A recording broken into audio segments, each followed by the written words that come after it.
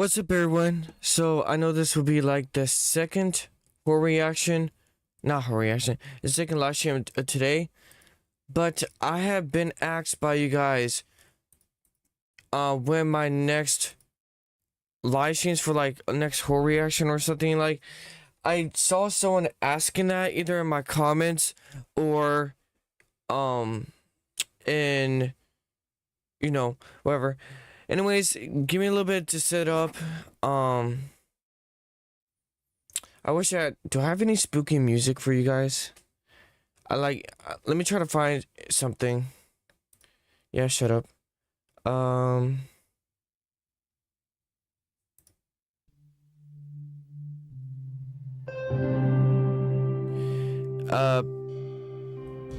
What? Okay, this is why nobody likes YouTube music anyways. I shouldn't drag this too long. I'm gonna try to get this done very quickly, so just give me a second. Oh, by the way, this video will be terrifying. So if you wanted to skip right now, do so. I warn you. If you are faint of heart, if you are very easily scared, stop watching this right now. This will be terrifying. I'm saying this for your sake. If you are very easily scared, do not watch this video. Only do this if you're brave or if you can handle the scare. Alright? Amazing. Like, subscribe, share. Wait, what? Where'd I get that ping from? I'm not sure. I'm gonna go on D&D for right now. That makes no sense. Okay, I'm gonna make the poll. Wanna see more horror reactions? Yes, please. No, thanks. There we go. Okay. Now for the moment you've been waiting for. If you were patient enough to, at this point. Which, in the future, I'll make sure to get some music so then you guys don't have to wait that long. And actually lovely that I have good enough lighting. This lighting is literally just coming from my monitor. And honestly, it's look pretty decent. Where's that blue light coming from? Oh, it's coming from my PC. Oh, my bad. Oh, so yeah. So I was just scrolling through content and I saw this. He made children go insane. And I wanted to show you guys that because we're going to react to it. And I wish I YouTube Premium so we didn't have to deal with this. What the hell? Most disturbing things ever caught on a live stream iceberg. Oh. I mean, thumbnail looks like a goth, like an Asian goth girl or something. I'm doing this because it amplifies the scariness when you do this at night. But I don't like the fact that I'm doing this at night. Entries, 7 levels. This is an I really hope this video is fake and all this is exaggerated, or else I'm terrifying myself with you. iceberg of the most interesting and darkest channels on YouTube. We'll start with the strange and slowly work our way to some of the most horrifying and disturbing content on the platform. Let's begin at the tip of the iceberg. Level 1. Soft white underbelly. What the SWU for short is a successful channel created on I was gonna be like, how's that scary?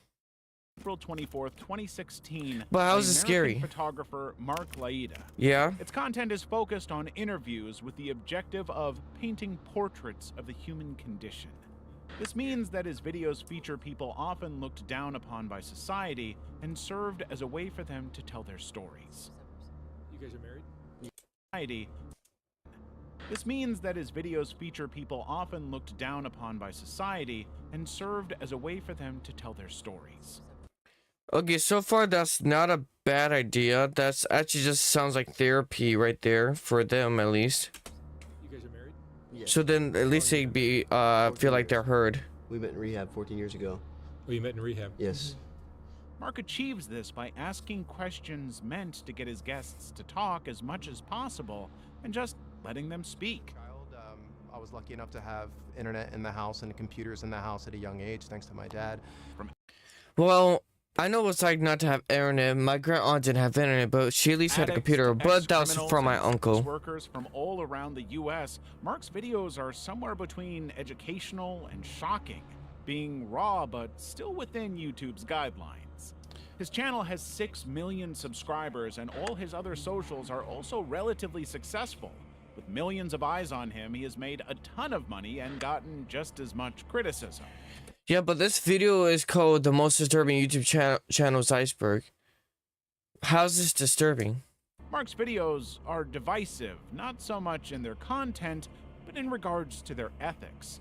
Mark has a merch store, has published a book, and has many sponsors on his videos, meaning that he makes money out of showcasing people's often terrible lives. I'm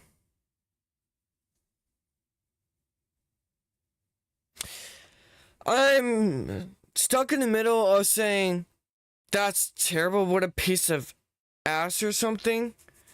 And on the other hand, I kind of understand, I guiltfully understand where this is coming from.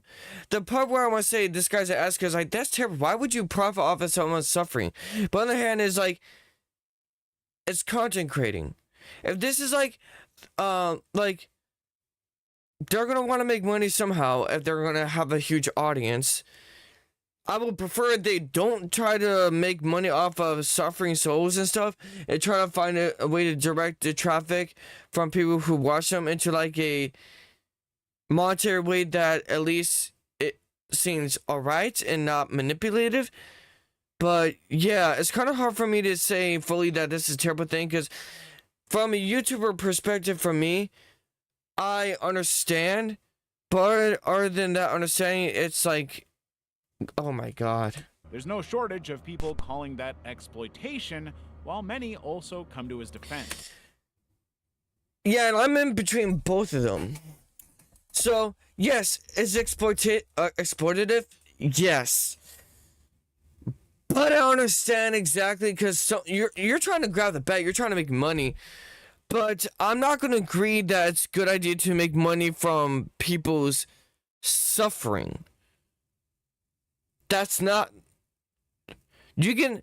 Hey, if you find out how to make popular content, or at least get a lot of people eyes on people suffering, and so these people have a voice and stuff, you have enough intelligence to figure out how to make money without making money from those who suffer.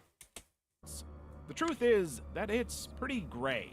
Mark doesn't help improve these people's lives, but he gives them a voice. He lets them be seen and heard, but he does make money from it. And while he makes money, these people don't. I was gonna say, hey, wait, if he makes money, at least he can give them partial of it. But if he doesn't give them partial of the money,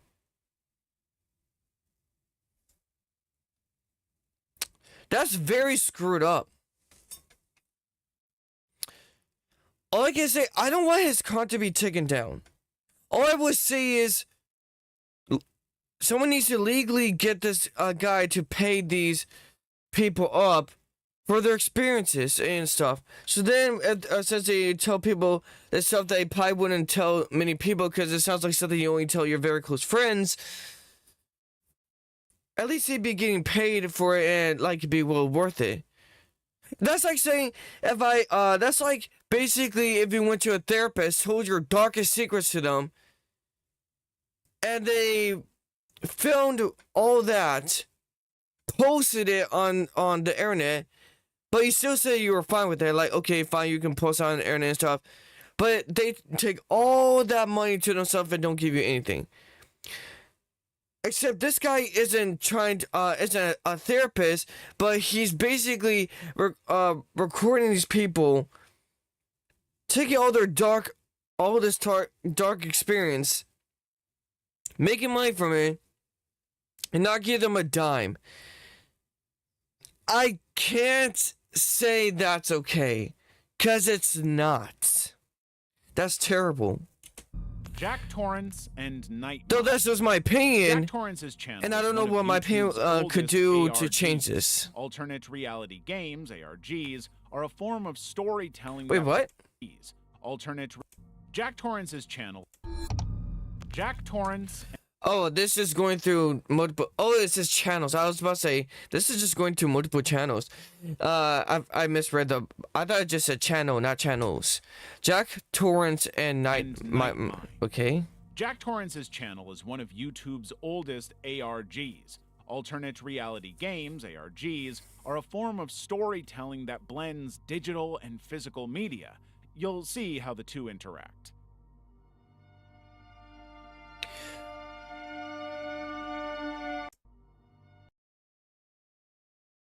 What the hell's going on there? Wait, is he praying? Is he...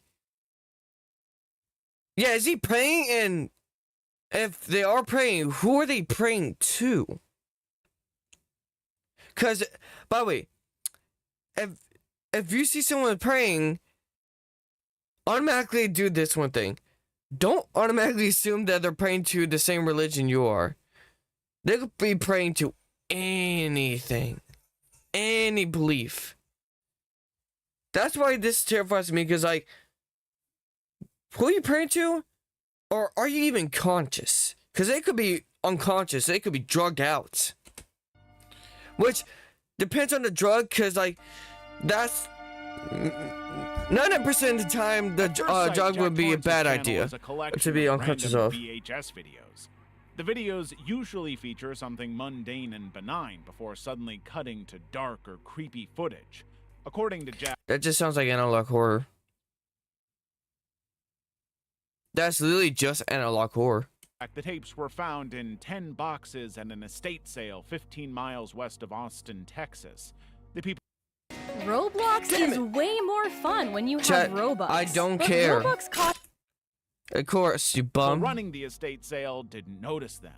The films vary in formats, ranging from old 35mm stock reels to Betamax, and some have been damaged beyond repair. Still, he is attempting to restore their original contents. The story, which is very hard to piece together. Can someone actually summarize what Jack Torrance is all about? I started losing a lot of interest in Nick's channel when he started getting invested in the whole Jack Torrance thing. I honestly don't get why he seems so obsessed with this thing. Can someone explain what JT is supposed to be about and what the appeal it is? Because being honest, it just feels like some the dullest ARGs I've ever seen. That's a good question. I mean, the whole point of an ARG is that a lot of people gather around trying to explain what it's about. But if at some point you don't understand what's even about, then I guess it's just a library of disturbing content, or disturbing VHS content or something like that. Which, like I said, sounds like all their content just sounds like it's like out of context analog horror. Together is largely centered around the idea that the tapes belong to some sort of killer. Of course, these sorts Okay, without evidence, that's a huge claim. of internet mysteries attract internet sleuths in droves. The Jack Torrance ARG was picked up by YouTuber Nightmind, who went on a veritable journey looking for the truth. Well, the ARG And that's the point of entering our ARG. It's a last time I checked, it's a puzzle. You're supposed to piece it together creator and or Nightmind theorize and stuff. enjoyed their Whether you get the answer that your theory is true or not, I'm not sure if you'll ever get it. But the whole back point is and that it's a forth. puzzle. It never amounted From to much. all I remember. Jack Torrance's channel lies abandoned, and the last update was half a decade ago. Then it just was a project. It was just a project full of analog horror. I don't understand why, if someone got obsessed with that, then they're just interested in the horror niche. That's all. I don't know. But if it's not like under horror, like I mean, you could call horror. Was it categorized as horror? Because if it's not categorized as horror, or they don't specifically say it's horror, then it's just disturbing footage that I would just call analog horror because of context clues. But other than that, it just sounds like a channel where they were posting horror content, and if they didn't want to do any communication about what it was about, then I guess they were just trying to fit the role. Like, I don't know, being mysterious. I don't know. I don't see it as really spooky. It's just like the channel was disturbing because of the niche they chose. That's all. Hobstobe. James William Stobie created Hobstobe on February 15th, That guy looks like a 2012, cowboy and or a uploaded farmer. his first video on February 17th. His channel was Either way, this guy looks southern, so I'm dedicated right. to portraying life as a rail-riding traveler. It has 59,000 subscribers, but was never particularly popular due to the niche content it produced. Despite the main subject, Now, how the hell? Wait, if he's not 59,000 subscribers is pretty decent. Half a 100K is pretty decent. being traveling by riding trains, Stobie's videos were also travel vlogs and normal vlogs where he talked about his life. His videos were candid, and Stobie seems like a pretty good guy, which makes his That just sounds like vlogs. What's disturbing about that? end even more unfortunate, as one day in 2017 his channel would go completely silent. He didn't upload frequently, so people would not have noticed his disappearance until rumors began circulating about his death. Unfortunately,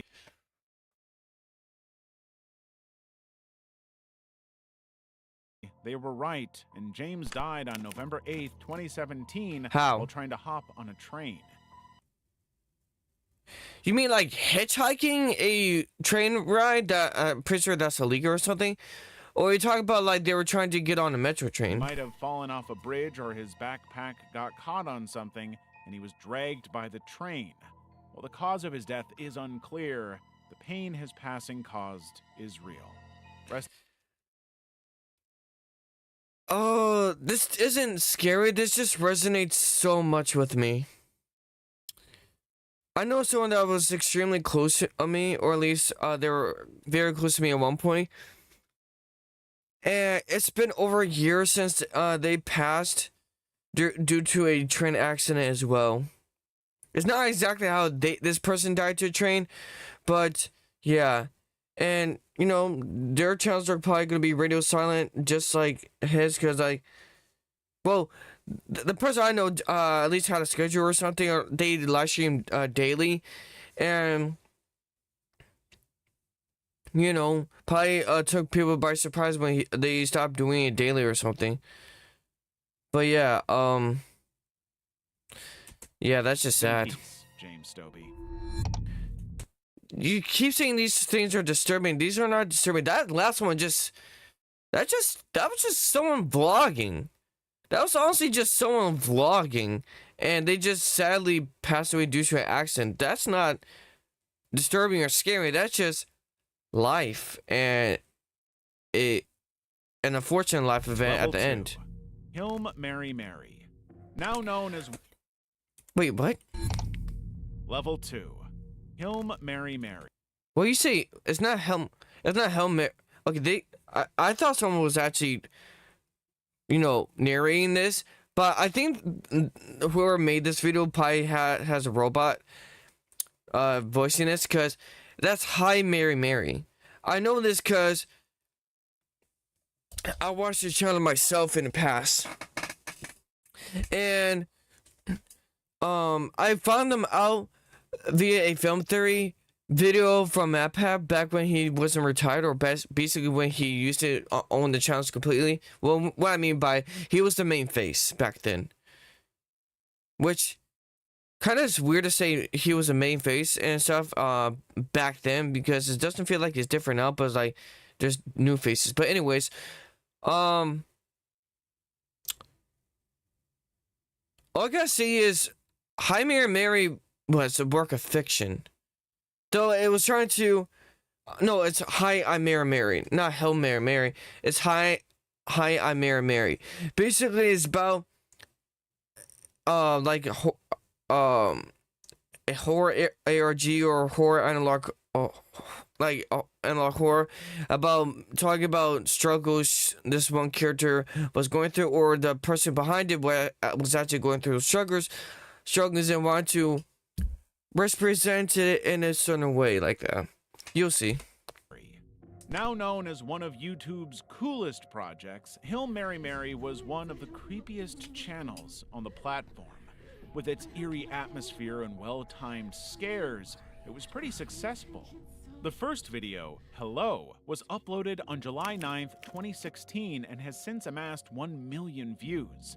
The channel documents the day-to-day of Mary, a girl who finds herself trapped in a house with almost all of her memories gone. I'll mention something after this that I would like to really explain. With unbreakable windows and locked Which is doors, her something only about way me, to me communicate personally with the world with this is channel. through a notebook. Mary also uses a camera to register her routine as she tries to make sense of her current situation. During the day, the house is mundane and quiet, but during the night, strange things happen. Check out how this app helped me buy whenever God damn, shut up. I wish I had YouTube Premium. Hey! What is really happening in the series isn't very clear until the very end. This is insane. I'm not even gonna try to understand this anymore. But you can piece a few things. She was battling demons, and I'm pretty sure she had depression, anxiety, and other symptoms that I don't know. I don't remember if it was a character she was making, or she was like just telling a story of what she was going through at a time, or during those filming stuff. All I know is that I think she got help and stuff, which is good. Together. Hilm Mary is about isolation and loneliness, and the strange things happening in it. The monsters are all related to those ideas. Stop! What the heck? Where did you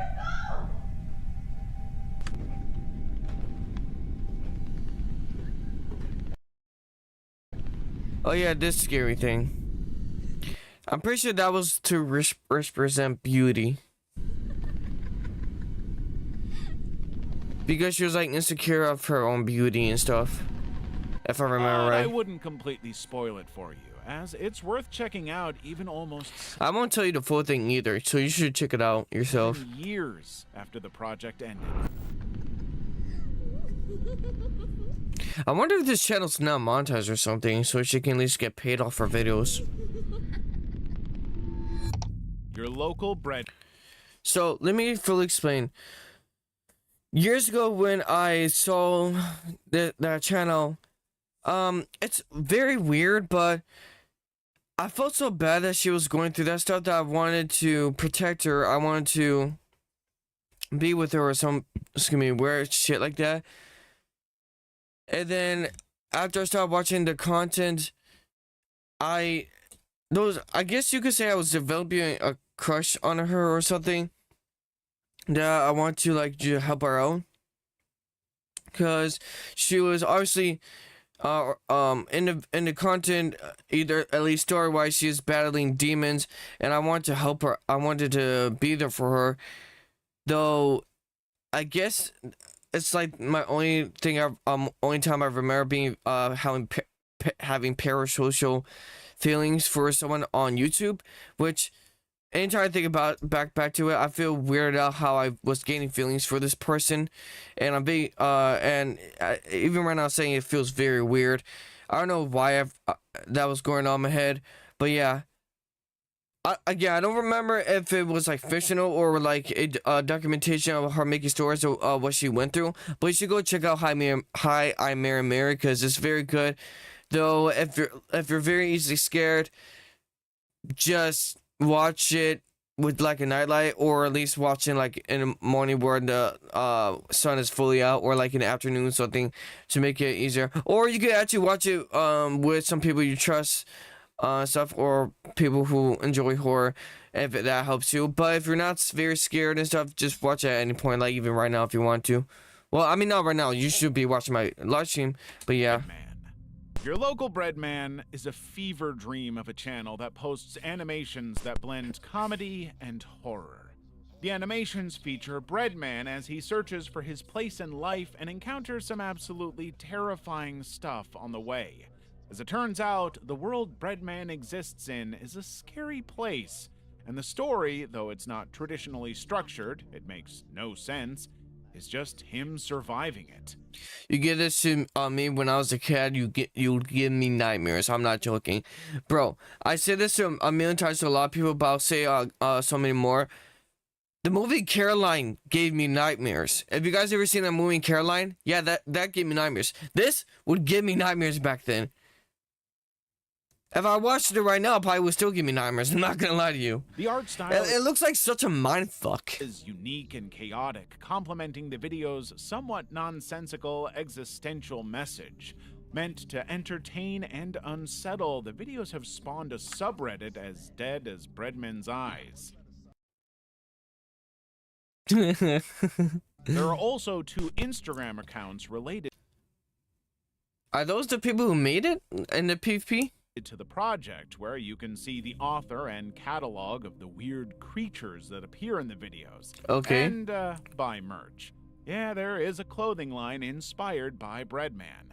It's a very niche type I'm not gonna lie, the merch pie sounds like it'll go hard. of entertainment, and it might not appeal to everyone, but the channel is a veritable gold mine of dark comedy.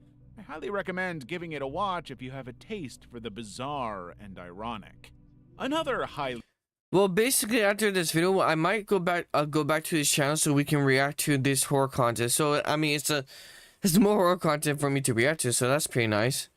By the way, would you guys go back and watch these channels after we're done looking at this, or would you want to look at them now? Like, you could just have like a tab open and be ready to watch them right after this live stream. recommended thing to do would be to like this video and Or at least- subscribe. Let's No, like and subscribe to me, bro. I'm joking. If you want to go like and subscribe to them, fine. But I prefer if you like and subscribe to me, because it means more to me, proceed to the next level. and it makes me happy. Fantastic Adventures. Fantastic Adventures was a YouTube channel that operated from 2012 to 2019. Its content was mostly comedy skits. Oh, the basic ass Facebook filters, or at least Instagram filters, whatever one. Oh, those are so annoying. Also, those are on TikTok, aren't they? Featuring Michelle Hobson's 7 adopted children. That's definitely Facebook filters. Girls, white girls would use that to try to look cute. I think black girls too, but I'm mostly seeing white girls. Do they look good in them? That's really up to you. For me, I find it cringe because they're The channel overused. was popular and had around 800,000 subscribers at its peak, and more than 350 Wait, how many? around 800,000 subscribers at its peak, Oh. and more than 350 million views on its videos. The channel has since been banned, and its content has been lost. Why? The Hobson, a family from Maricopa, Arizona, Shiza, sorry about this, chat. Here we go. appeared to be a normal family. Sure, What they does were a normal mean large in this family, as case? Michelle had 3 biological children before adopting 7 more. Still, in the videos, all of them appeared happy together. That is because behind the scenes of these videos, those who refused to participate or did not meet Michelle's acting standards were brutally abused by her. So basically, they look like the not normal, but like the average family. But they weren't the average family because, like, if they didn't comply to what her mother's demands is or her their mother's standards, they get child abused. I really hope that they're about to say that she went to jail. There were at least 11 different occasions in which police investigated the family, but no evidence of this was found. That was until 2019 when Maricopa police received a tip from Megan Hobson, Michelle's daughter, which prompted a surprise welfare check. Officers found the children malnourished and scarred.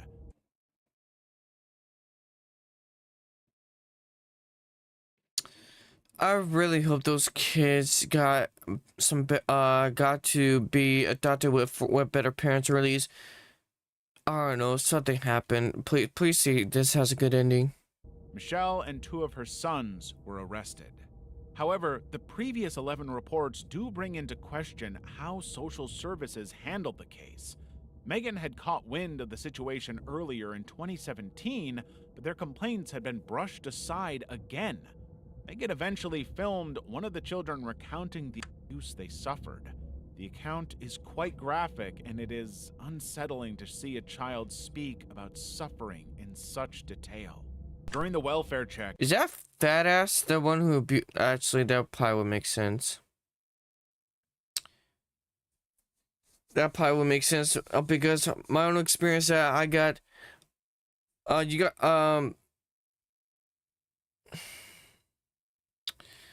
I got whipped with a dog leash from my grand aunt when I was a kid for her version of punishment. And the reason why I say my grand aunt, because she was as fat as this bitch here, or even fatter.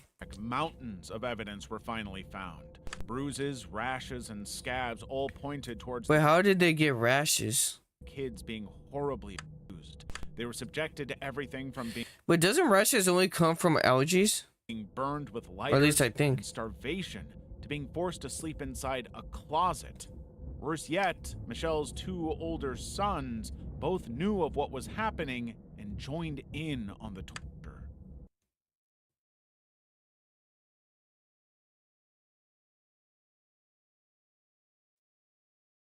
What the honest funny business is? Dude, those two kids has to go to a psych ward. That's not fine. The point is that these 5 children were not only failed by their guardians, but also by the state. Arizona's Department of Child Safety had to know what was going on, but Wait, was this in America? Because this will 100% make sense if it was America. Those government-owned places are a joke. chose not to do anything about it. Apparently, Michelle used to be part of the department, well aware of how things work and how to hide her actions properly. Michelle would die of a brain injury before going to trial, and her sons would have their charges dismissed. Why? The case had extensive media coverage, though we don't know what happened to the children afterward. We can only hope they are safe now.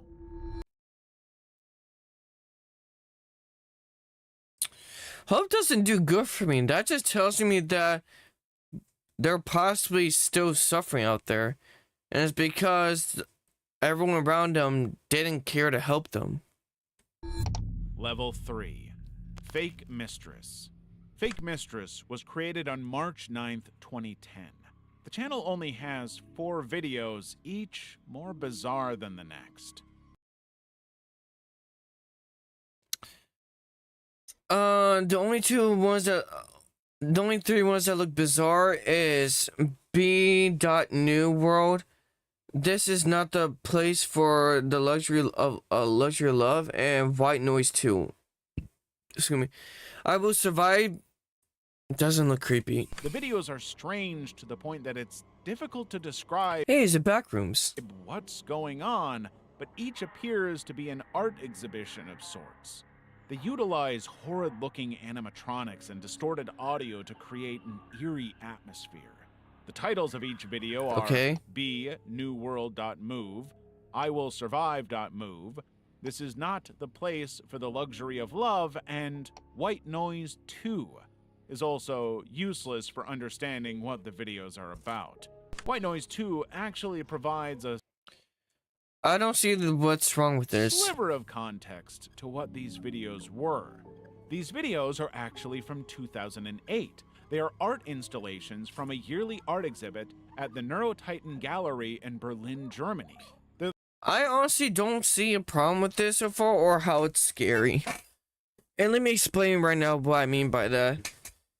All I see is that someone taking random piece of art, making videos on making themselves a self-made museum, and just expressing art, even if it looks creepy or looks eerie. There's nothing terrifying about it. It's just some person expressing art in a different way. They might even be a weird person doing it, but so the hell what? As long as they're not hurting anyone doing this, I don't see the problem. To the creation of German musician, photographer, and sculptor Olivia Pilz.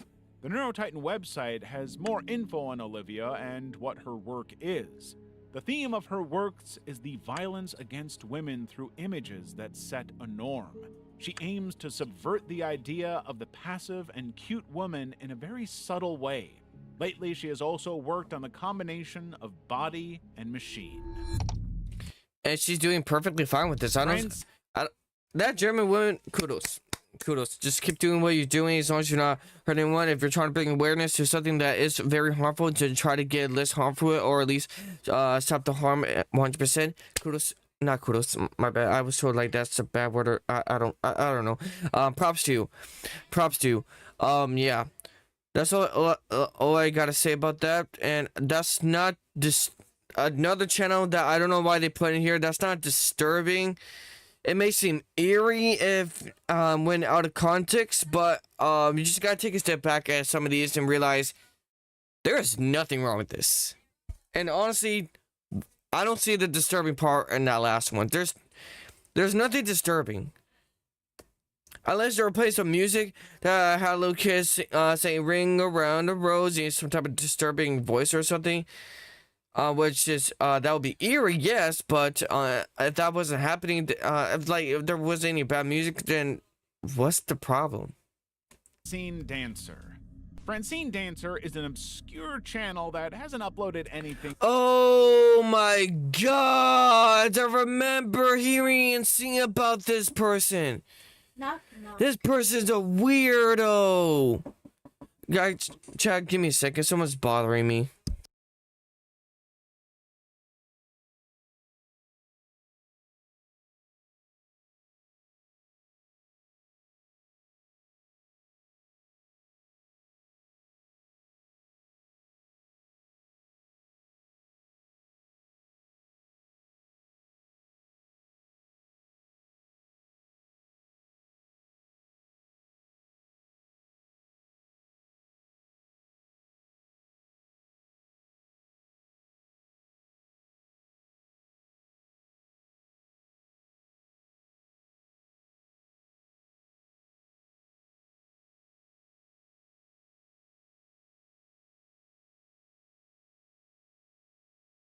Okay, chat. That was interesting.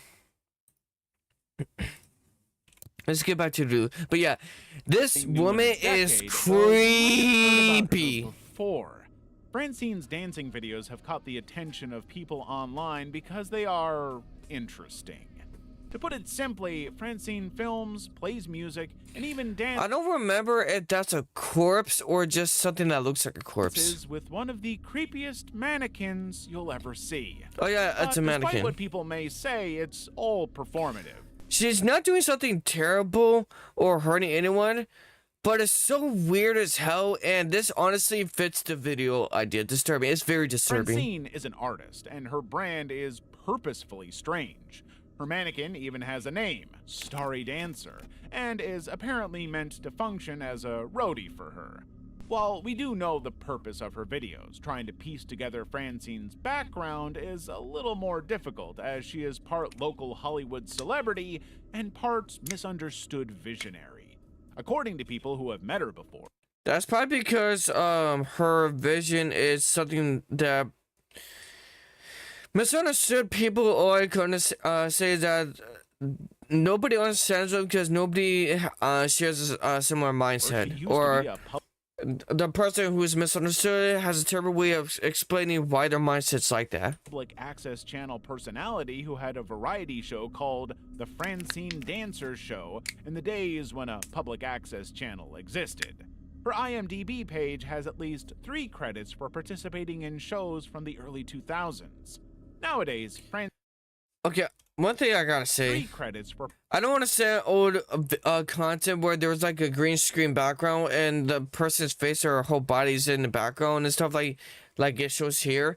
That's just weird and participating in creepy. shows from the early 2000s. That has nothing to do with the video. It's just I just don't care for that type of live Nowadays, Francine performance because appears it's to be weird as hell. homeless and not in the best state of health. Still, she continues to perform with the band Punk Bunny, Which is perfectly fine. Hey, actually, she does something that's perfectly fine and basic and average and stuff. who uploads often. Apator. Yes, that last part was actually a. This part is actually a very decent ending. That's a decent ending to something that's And creepy. Punk Bunny, who uploads often. Apator.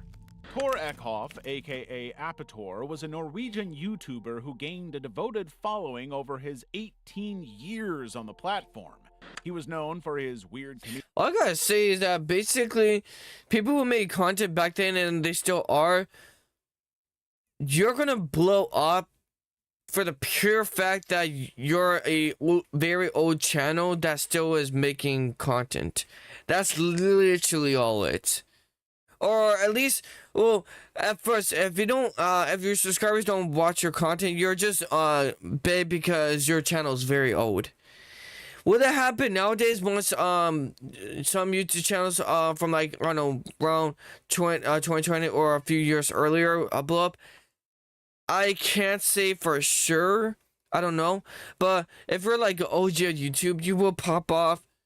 And even more if your content's really good. Or at least that's what I've seen for swimming in myself. freezing cold water and love for the outdoors.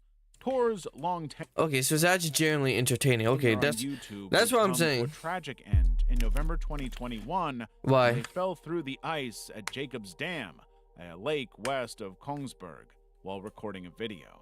Okay, falling through the ice isn't terrible, but I'm guessing they're saying it in a way where he didn't get out alive. Drivers rescued Tor before he was flown to Ullevål University Hospital by air ambulance. He Why is the word University Hospital in the same name? died on November What? 22nd despite resuscitation attempts. His death came I mean, it's as a unique, tragic but surprise as it's just 5 interesting. days before he posted his last video titled, "I am not dead, I am 57 today," to celebrate his birthday. Just 3 years before, Tor had been diagnosed Why is he dipping into water that's dirty as all hell? with rectal cancer and underwent surgery, which his subscribers were very optimistic he could beat. Used to getting hurt during his videos, Tor was pretty much fearless and was often called reckless, accusations which he dismissed. Unfortunately for him, his luck finally ran out.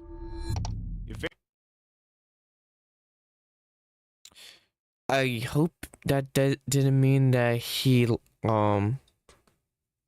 passed away from cancer. Alien. If Alien is one of the worst people ever on the platform. Is she an asshole or is that? Why are you saying that? 18-year-old Veronica Bouchard used her channel as a platform to spread her hateful views of minorities. Oh, basically, one side of America right now. The only difference is that she's recording herself doing it. A lot, like you guys know what I mean. There's a very known group in America that is just like that. They just don't record themselves. I'm not saying them because I'm avoiding politics, but you know what I'm talking about. Veronica's content went unreported for an embarrassingly long time. YouTube finally deleted her channel in 2016. The channel wasn't small. He least was it like just a bunch of racists or was it a bunch of racist, misandrous, etc. Content? Veronica was a prolific creator and had many videos on her channel where, besides acting as a Nazi apologist, she would also Has she ever considered has she ever considered being one of those conservative people? I'm joking. be generally racist while maintaining a calm and casual demeanor in her. She just sounds like a assertive. She just sounds like a conservative person right now in America. She just sounds like a conservative. That's literally it. And all she did was record herself Video. doing it. She infamously would celebrate Hitler's birthday, making Okay, that's a step farther than I've seen before. That's a bit him, much. and get this, swastika cupcakes.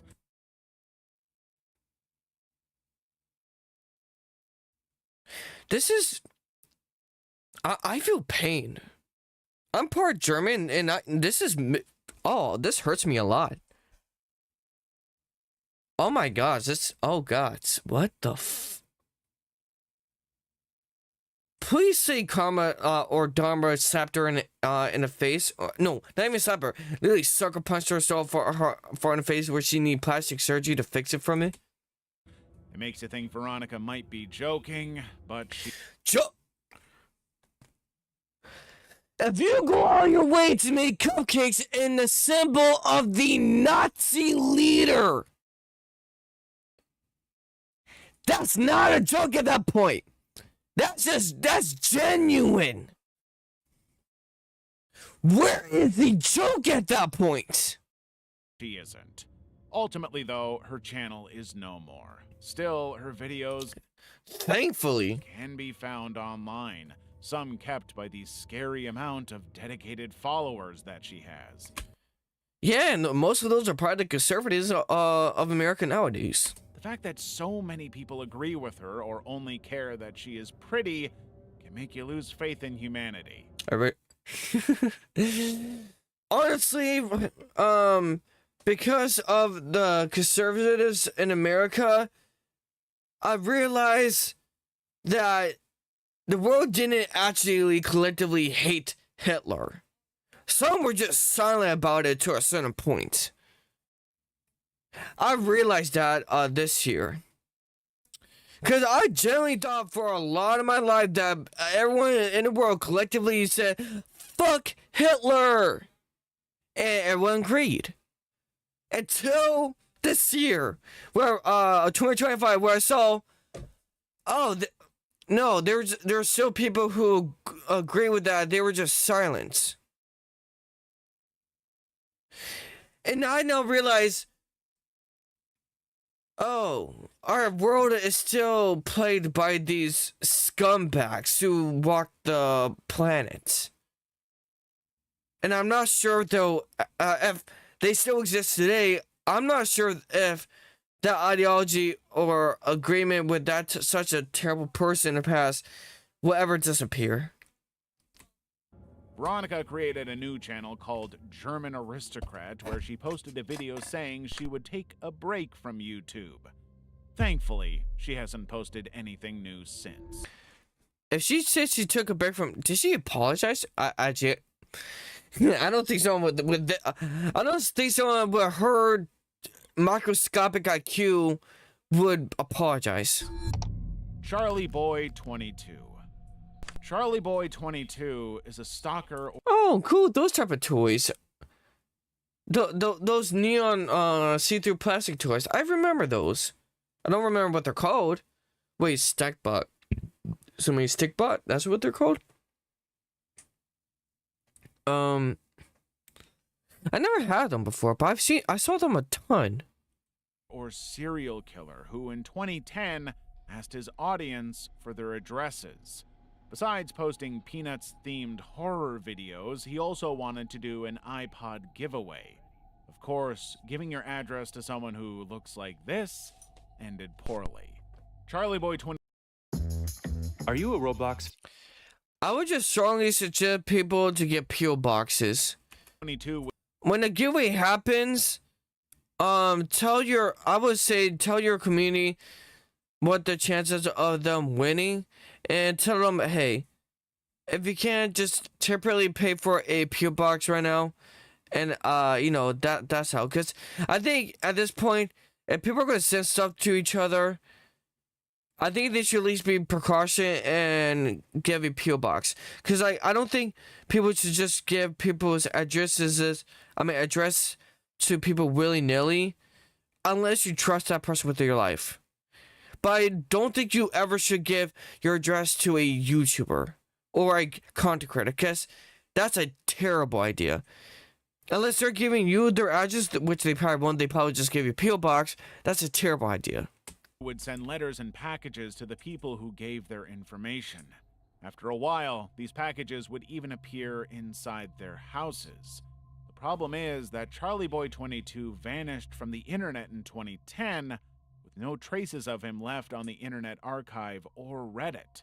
There were no forum posts or images that could verify his existence at the time. While his videos seem legit, Charlie Boy 22 is probably an ARG. The uploader directly mentions Cystix, whose videos had the most information on the case, and posted their video when... What the hell is that even? Is that just a Charlie Brown character trying to drag someone around? Or is that person in water and that Charlie Brown person is trying to drown them? Charlie Boy 22 began uploading. No, they're fighting. Why are they fighting? While some people claim to have been part of the contest, as Charlie Boy 22's re-uploader said, "Don't believe everything." The video is 100% misinformation. I have nothing to do with Charlie Boy 22 aside from re-uploading his content. This channel was recreated because of the old one got content restricted, and after uploading the claymation, don't believe everything you read online. Fair enough. Though there are at least a few more odd things about the stories, these could corroborate both sides of the argument about Charlie Boy 22 being real or not, like his suspended X account. Why was it suspended? Is there a link between Charlie Boy 22 and Smart Schoolboy 9? Their online handles are pretty similar, almost as if one took inspiration from the other. We don't have any answers, but many, many questions. These videos were uploaded just a month ago, and internet mysteries like these usually take a year or more to be solved, so we'll have to wait and see.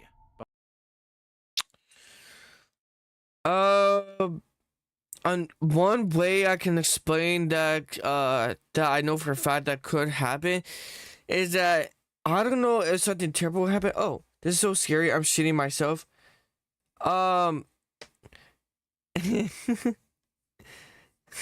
Okay, that's kind of funny just to say randomly. But to be honest, if someone's channel randomly is get taken down and stuff, the truth behind it is that nothing wrong seems to be about their channel, or is they don't seem like they broke a rule, because something called spam reporting exists.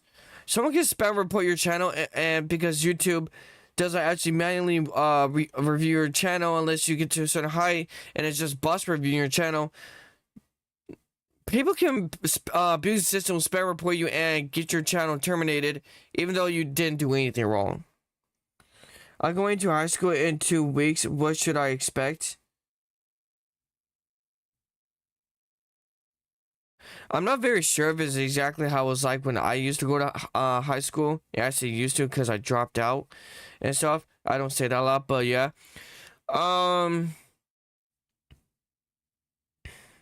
It's not like middle school whatsoever. Well, in some cases it is, but like basically, depending on how huge the building is or how big the building is for the high school is, it'll be bigger than your middle school. And if you're like, if you were close to a lot of people, like in middle school, it's kind of hard not to be seen and stuff. Like some people may know you, or at least like a good percent, or you have a good friend group. High school is big enough for basically, it's like high school is one of the closest things to the outside world, like aka outside of school to you get. Basically, nobody, you won't stick out that much unless you go out your way to really stick out. You can basically blend in the crowd and just be like an average person very easily. Is it hard? I wouldn't say high school is hard unless you choose very hard subjects. It's all of the stuff people say like, oh, it's hard, or it's this, that. High school just felt like Cause like for me back in middle school, in my last year of middle school, it was very easy to get popular, and so, or at least as also it was back when in my second year of middle school. Basically, 7th to 8th grade, it was really easy for me to get popular due to my personality and what I did. But in high school, it wasn't as easy. Well, I didn't even try back in middle school to be popular and stuff, and I didn't even realize I was popular. I just realized years later that I'm like, oh, I must have been popular. But in high school, it's not. You had to go out of your way to try to become popular, or for a lot of people to know you. Well, I'm freaky as shit, so I must stick out like a sore thumb. I don't know what that's supposed to mean. I chose art and drama class. I think you'll be pretty fine. All I gotta say is, high school can be as unique as you as like if you try as much as you get involved is as much as you'll get unique. If you don't get involved in that many after school stuff, or if you just do your basic classes and that's it, and you go back home, it's gonna be average. It's gonna be basic, boring stuff. The only thing you'll have to do is like only challenge or interesting thing will happen is probably the once in a while events and stuff, or like field trips, or exams or stuff. Other than that, if you want to have very all I got to tell you is, high school is one of those times you actually want to make memorable, because I still have some good memories back in high school, and those memories come from joining clubs. And well, not, I can't say clubs, I joined some sports teams in my high school days. So all I gotta say is join some clubs, join some sports, or anything sports that you are interested. You don't need to stick in there, just try them out at least. And yeah, that's all I gotta say. Try at least make high school a bit memorable. Make some happy memories, okay? And try to avoid any drama or anything, and don't try to make drama yourself and stuff, because drama isn't worth it. Just happy memories, okay? But yeah, it's like high school is very unique, but it's not hard. And if anyone tries to tell you it's hard, it's not, unless you're a downright idiot. And or if you're if it seems hard at some point, just ask for a tutor or ask for help from a teacher. And if they mention that you're failing, just tell them, be like, hey, I need help, I'm struggling, and they're pretty sure to help you unless they want you to fail. On your left, Kenny, I will wait. On your left, Kenny, I will get a femboy by the end of high school. Okay, that's kind of weird to put on my bodily organs, but okay. That's very creepy. I can't say that, I mean, you probably can find a femboy or something. I'm not really sure, because, like, I don't know. I can't tell you what will be in everyone's high school. I'm just saying that from my perspective, from my experience. Creepy and a little goofy, but definitely worth a watch either way. I'm not watching that. I'm not watching some dark horror of Charlie Brown and the Peanuts and stuff, because that's gonna terrify me. The Experiment is a bizarre YouTube channel that... The name says it for you, dumbass. The Experiment is a bizarre YouTube channel. No scheiße. Really? Really? You just figured that out? The whole point of the experiment is basically like they were just testing out something. If it seems creepy and stuff, they were trying to test the boundaries of content or the chat or the website, okay, of YouTube. Charlie Brown, Wowden for you. It hosts 5 videos. These 5 videos feature a person with a sack on their head writhing on the ground in a dark I take everything back. This is very creepy. room. But that's about all we can figure out about it. The videos have very little audio. Most of them feature the person wriggling like a worm trying to set themselves free. Sometimes they do and leave the video, sometimes not. Sometimes other figures, which must be the scientists, show up as if they're checking in on the subject. This brings up to what the experiment is, which is also unclear. There was also a video where the subject was tied up in a tub with dark liquid. The video has since been removed from the channel, but savvy viewers reverse image searched the image. Great news! The image was compatible with another video in an old Russian channel called Mortis. Mortis has since been deleted, and nothing but 2 videos remain. Those videos don't contain any interesting info besides a shot very similar to the man in the bathtub, and an image that, if reverse searched, takes you to a legitimate horror short film. To complicate things further... Oh, I thought it was some psychopath that literally, or like some type of, I don't know about psychopath. I use that word too freely right now. It must be some psycho that, I thought it was some psycho that literally was torturing people. Well, I don't know about torture. They were kidnapped and stuff, but I thought it was some type of psycho that kidnapped people and filmed them while hiding their identity. I'll give my teddy bear. Legitimate horror short film. To complicate things further, at some point, the channel was live streaming an empty room, which, according to a YouTube comment, might have been raided by police. Well, there are many theories about what the channel... Okay, then that... Either it was a horror short film or all of it was just a horror story, or it was generally some psycho who was kidnapping people. Really is, we can't say anything for sure about the experiment.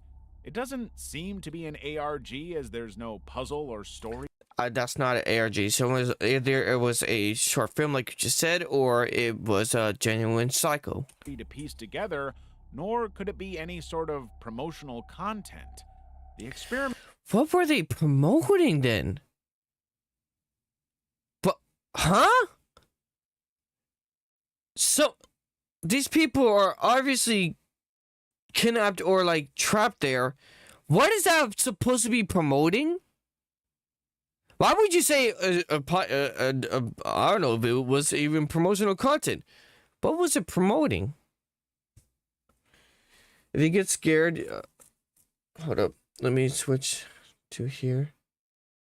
If you get scared, you gotta hit the mesmerizer dance and mystery.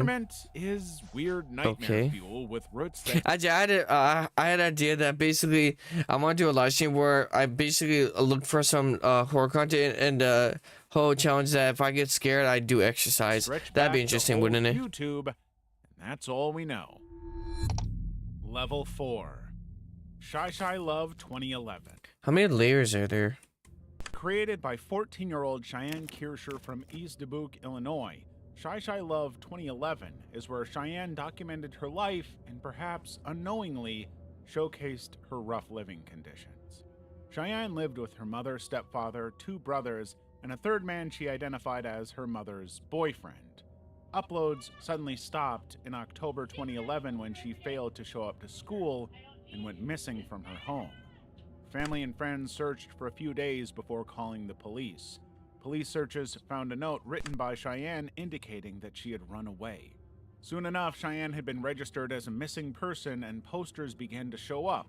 So police spent the next 2 years searching for Cheyenne in the region, interviewing friends and school staff and trying to find who she could be with. In 2013, East Dubuque police handed in the case to a special team of investigators who tracked down Cheyenne's best... All this person did was record their live, or maybe abuse their life. Wait, they just... Okay, that's just real life, bro. Some bad things happen like that. Disturbing. I don't think... I wouldn't consider it disturbing because, like, that can just happen. It could happen really right now with a different kid or something like that. Is it disturbing? I don't know if disturbing is the word, but sad. It's very sad. Friend in La Crosse, Wisconsin, in hopes of finally finding the girl with her. The girl broke into tears and revealed that Cheyenne wasn't with her. She said that Terry Abbas, Cheyenne's stepfather, had been Cheyenne and had threatened her before. Terry even appeared in some of her videos where he behaved equally terribly on camera. Cheyenne's family would be interrogated by police and take the polygraph test, while all of What the hell is a polygraph test? Polygraph test. Polygraph test is often called the lie detector test. Oh. That's all I need to know. them were able to take the test when called by police. Terry was But the lie detector test is very faulty. I'm pretty sure all it does is scan your heart rate and stuff, and as long as you can stay calm while telling lies or fully believing your lies as truth, then those things are ineffective. mysteriously unable to. Of course, that was a huge red flag, and the police became extremely interested in Mr. Abbas. Once Eastabook did manage to get a hold of him, Also, never search up Zago / Loser song by Terry I would fail the test. never and heard the buckle song. Under pressure, he revealed he had dug a grave just 100 yards away from their home, forced Cheyenne to write the letter, assaulted and strangled her to death. Cheyenne Kirschner's body was found buried there. For his crimes, Terry Abbas was condemned to life in prison without parole. Vote Saxon.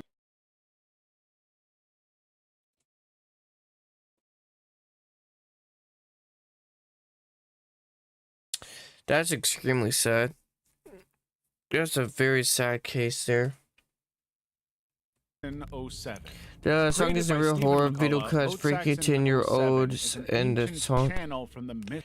So it's basically just it's just the average horror, like horror music and stuff, with kids singing in the background to make it scary. Of 2010. The channel focuses on toy and movie reviews with a particular emphasis on the channel That's not horror. That's not a movie, dumbass. Doctor Who is a TV show. They have movies. focuses on toy and movie reviews But yeah. with a particular emphasis on the Doctor Who franchise. Steve's channel had pretty What? This just sounds like a nerd. Don't worry, because I'm one too. remarkable content which would normally have flown under the radar despite how passionate he seemed in his videos. But his content steadily grew in quality, and over time, Steven would amass a loyal fan base. He would also make a TV appearance at the popular UK show Robot Wars, which he had been a lifelong fan of. Things were looking up for Steven.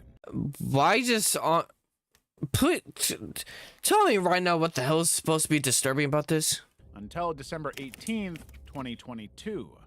That was when Natalie McNally, Steve's girlfriend at the time, was found dead in her house in Lurgan Island. Natalie had been beaten and stabbed multiple times. She was also pregnant, and the child could not be saved.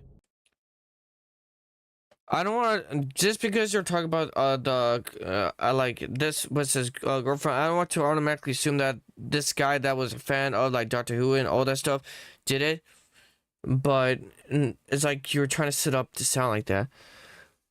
Also, because it's tied to a controversy because of Kayuki being 10 and the person who sampled the vocal Lloyd being 9 and the song talking about Early on, That's not creepy. That's pedophile content. Irish police ruled Steve out as a suspect. It's as he had a disturbing. pretty That's good what alibi. you would call The 6-hour disturbing. stream he Do you was say disturbing or participating in. scary? The stream started out of nowhere, and Steve was acting rather strangely during it, but nothing seemed obviously out of place at the time. Steven was never much of a streamer. He did not go live very often, and his violent night Damn it. Damn it. one was received with little fanfare. He had announced it only a couple of hours before abrupt Bro has done that. Cut my liver into pieces. This is my last resort. Or, just that emo haircut, bruh. Still, there was nothing suspicious about the stream or Steven. He sounded a bit off, but Lurgan police had even apprehended a different suspect and clearly did not consider him a possible murderer yet. That suspect would later be released on bail, further distancing Stephen from the case. Of course, Stephen was drinking. Wait. He was... Wait, bail exists for murders? Why? And smoking heavily the entire time and making offhand remarks, almost as if he was stressed out and anxious about something. Still, it could just have been all that booze kicking in. He even wished all of his viewers a Merry Christmas. He reflected on the nature of the holiday before ending the violent night stream. Did he just boost something out of his mouth? Was that weed or something? All about teaching love to future generations. During those days, he remained at large. If he's teaching love to future generations, I wouldn't assume that he did this, because why would he hurt his own kid? That wouldn't make any sense. And watch the FNAF Secret of the Mimic rap by... Dude, that's probably copyright. Why is he mixing shit in a toaster? I don't know. I don't know if this is the scariest video on YouTube. I think I get more scared from watching the Thomas and Friends special Misty Island Rescue. I should watch that. If that's deleted a video because of how scary it is or morbid, I should definitely watch it. Or on, like, you know, or turns out, if I can like record my reaction instead. And protest violence against women. Shortly after the event, he would be promoted to prime suspect of Natalie's murder. It turns out that his stream was fake, pre-recorded. This was made even more obvious in hindsight by his constant reassuring that he could not read the comments and also just didn't feel like interacting with his audience that day. Investigators more closely studied Stephen's behavior. My quick question, how do people pre-record the content and live stream it? He appeared very ominous, making a few odd remarks about violence, crime, and Natalie. Not to mention his insistence that he couldn't read the chat due to technical difficulties. Because this streaming software is kind of up the left, it means I can't check the live chat, which is a real shame. So, by all means, talk amongst yourselves. I could use my phone to dip in every now and again and check it, but I've decided that I kind of hate live streams where people just sit and read comments and go, "Oh my God, yes, ask me questions." It turns out that while the stream was playing, he traveled to Natalie's house and took her life there. CCTV footage of the area captured Stephen. It's not scary. I'm just joking. It's horrible. Oh. Making his way there. Why would you say this is what actually happened? If you're joking about joking, wait, I'm just joking. It's I see. I'm just joking. It's horrible. Oh, I thought you say you were jerking off to like kids' Stephen, content, like, bro. with a gray hoodie and carrying that's not a green funny. ASDA shopping bag, is seen walking towards a bus station in Dunmurry. Stephen waits for the bus and drops some coins on the ground as he goes to pay the fare. Picking them up, he reveals he is wearing yellow latex gloves, a key detail in the case. He makes the 90-minute trip to Lurgan and can be seen walking toward Natalie's house. At around 9 p.m., neighbors heard a woman scream. 31 minutes later, after having killed his pregnant girlfriend, Stephen can be... I thought they had the baby.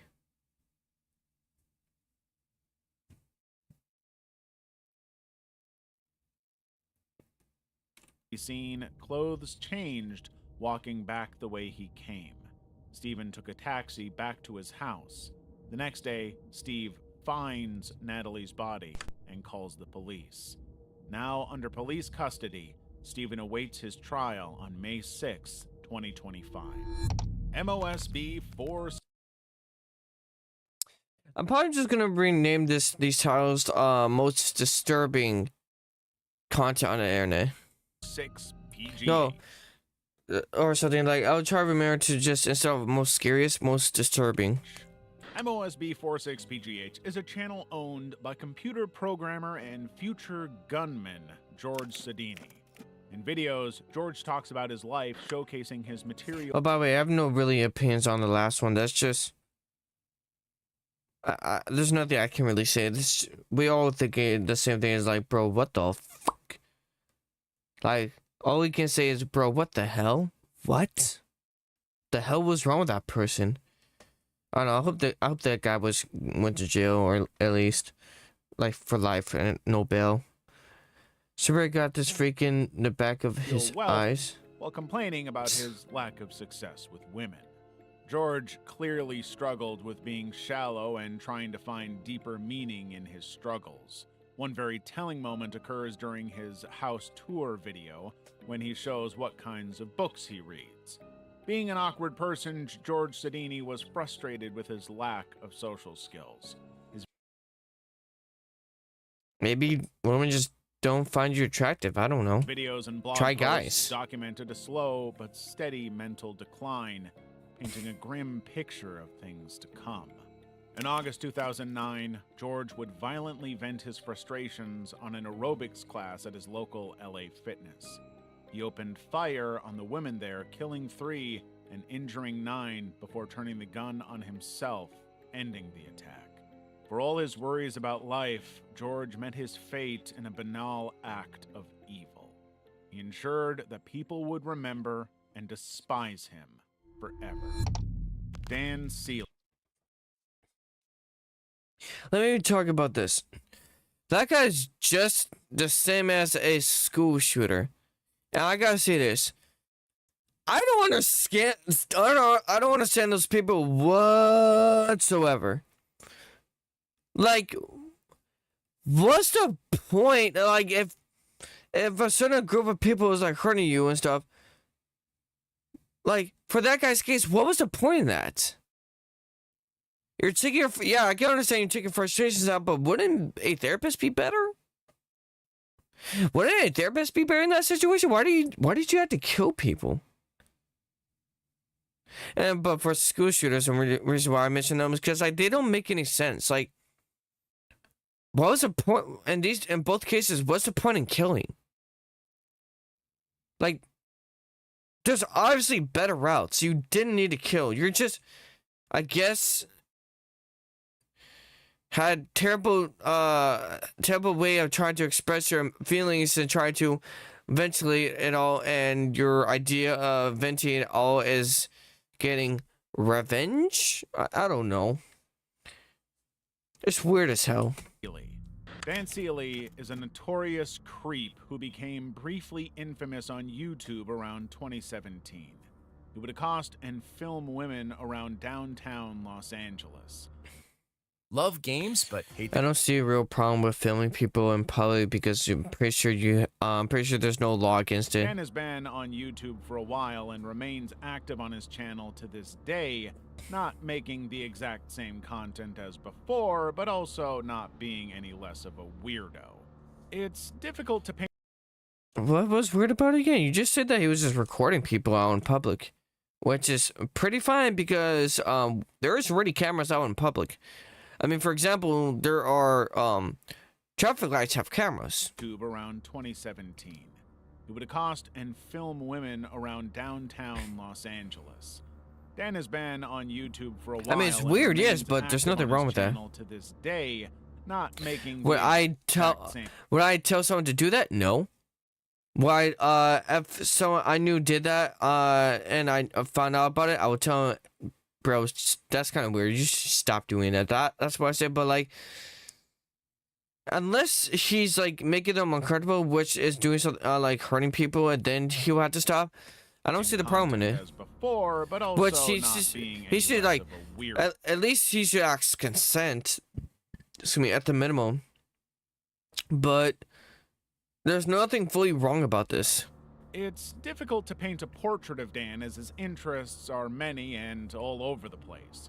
Dan is a passionate vegan and fitness influencer, political commentator, and vlogger. He seems to have a need to document his life and share his morbid thoughts on the internet. So he's a vlogger and a creep. Okay, got it. At the time, he would harass women in downtown LA, filming them and trying to strike up lewd conversations. Dan was motivated by his difficulty talking to women, but wouldn't be registered as a sex offender until he would film and upload images of a minor.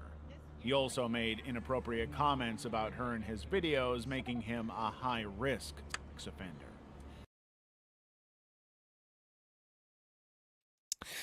You see, this is exactly what I said. He's obviously disturbing people, and that's exactly what you shouldn't do. Like, recording people is fine if you're not interacting with them. Recording people at night is kind of creepy, but it's like, eh. But if you're doing what he's doing, yeah, don't record people. Leave people alone. Dan has since moved from LA and seems unrepentant, not entirely uncaring of his past actions. You would think Dan is playing a character and trying to become famous on YouTube, but I don't think so after all this time. Dan is funny when he acts out of pocket, but is very concerned about his overall behavior, especially towards... I don't understand how any of this would be a character, honestly. It's very obvious that someone's playing a character like Actual Speed plays a character for attention. This isn't a character. He's vlogging. He's recording his life. This isn't an... How would you even say this is a character? His antics went so far as to earn him the nickname of Downtown Predator. Nowadays, he doesn't have much of an audience, as his videos struggle to reach even 500 views. His channel... The fact that he's getting a few hundred views per... Like, you saying he's struggling to get 500 views? The fact he's getting views is weird as hell. ...will remain forgotten in the depths of YouTube. Venus Angelic. Venus Isabel Palermo is a relatively famous YouTuber with 1 I can't tell if she's white or Asian. Maybe she's Asian because like those million eyes. subscribers. She's been on the platform for 14 years. Oh, and she's her Asian. Because the puffy cheeks, I couldn't tell for a second. Because like I couldn't. It kind of looked like a white girl's face with Asian eyes, but content is she's definitely focused on Asian. fashion, makeup tutorials, and lifestyle. Venus became famous for her tutorials on how to look like a doll and her appearances on TV. Or maybe she's white. I don't know why I'm so focused on this. I'm just so confused. Like, she looks like a blend of both. I don't know. Nowadays, her Sorry if I channel is seem inactive creepily and she hasn't posted into that. in I mean, years. focused on The that. case I'm is not more trying to be. complicated than it seems, as her mother Margaret was Okay, I'm not even being. I wasn't being creepy. So she is Asian. I was just confused. Her mother's definitely Asian. exploiting her image for fame and money. Venus eventually ran away from her home in Brugg, Switzerland. A few years later, she married a Japanese national and moved in Brugg, Switzerland. I'm still getting used to the thought that Asian people live people with Asian origins live in other places besides Asian countries, because I keep forgetting that. I just keep on thinking like, oh, black and white people live almost everywhere, like black and white skin live almost everywhere in the world, and I just sometimes I forget it's the same way with every other race, which that's just because I'm an idiot. A few years later, she married a Japanese national and moved to Japan. There, she would pick up her channel and start producing lifestyle content. In 2016, Venus would travel to South Korea for a weight loss surgery despite only weighing 53 kilograms at the time. The surgery would result in several injuries to her stomach. Shortly after that, Venus's marriage fell apart as she struggled with her poor mental health and alcoholism. Nowadays,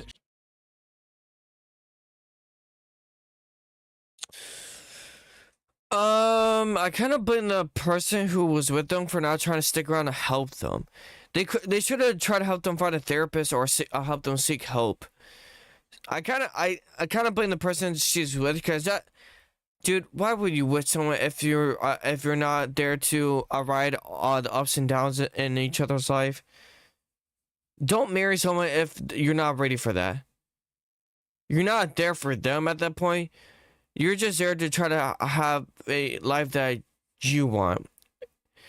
Like, if someone has down days, you're supposed to be there for them. And if someone has mental health issues and you run because of that, in my opinion, you didn't ever fully love them in the first place. And She's been involved with controversy regarding her fetishization of Asian appearance after her 2 videos teaching how to appear Asian, after doing that for years. Leather Smoke. Wait, she was an Asian? Oh, that explains why I was so confused. Wait, what? That's like, wait, what the Dude, that's like doing blackface but for Asian people. It kind of feels like she was being racist. Me.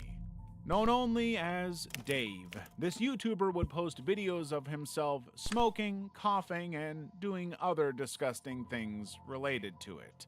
Dave's channel is... He would not be the first person. Either I've heard someone either he is the person I'm thinking of, or something else. Like, he is not the first person who done this, or he is the person I'm thinking of that did this. One of the darkest to remain up on YouTube, as his videos not only chronicled his terrible habits and declining health. Because I remember there was like this one YouTuber that did a ton of smoking content, and his viewers loved it, and probably because they were also smokers, and he was just doing different ways to smoke and stuff, and yeah. Also appealed to a fetish. Yes, some people have a smoking fetish, and Dave was one of them. As you can also notice... Yeah, this probably might have been the guy that I'm talking about that I've heard of. ...by the quality of his video. Shiza. I can't say it's disturbing. Well, maybe it is, depending on who you are. Content is... But it's just... His content is very niche, because, like, he was just... Yeah, definitely probably was this guy that I'm talking about. Because his latest video that was, like, 13 years ago, he probably died of cancer then. If he smoked that much. But yeah, basically, I guess he's disturbing. Just this guy just filming his love for smoking. It's extremely obsessive on how much he enjoys smoking. But I can't say it's disturbing. It was just weird. It's pretty old. His last upload was from 2011. As you might have figured out, his upload stopped because he passed away. Yeah, no shit. Dave's personal. He was a heavy smoker and stuff. His friend David Vector would confirm his passing. Dave battled a severe oral cancer due to his out-of-control smoking. He continued to smoke. Yeah, that makes sense. After the surgery, his addiction would ultimately consume him, costing Dave his life. That if someone records some smoking heavily like that, you will know that's coming for a long time. You will know that he was gonna die eventually. Just as bad as Dave's lack of self-control was the fetishist community's influence on him. Snakebit McGee. Kenny Veach, aka Snakebit McGee, was a YouTuber who made videos exploring the Nevada and California deserts. Kenny was an experienced Okay, that seems fine. Cave explorer and all-around nice guy who would seemingly disappear. Okay, so why is he in this video? Apparently spotted and explored a strange M-shaped cave in the Nevada desert one day.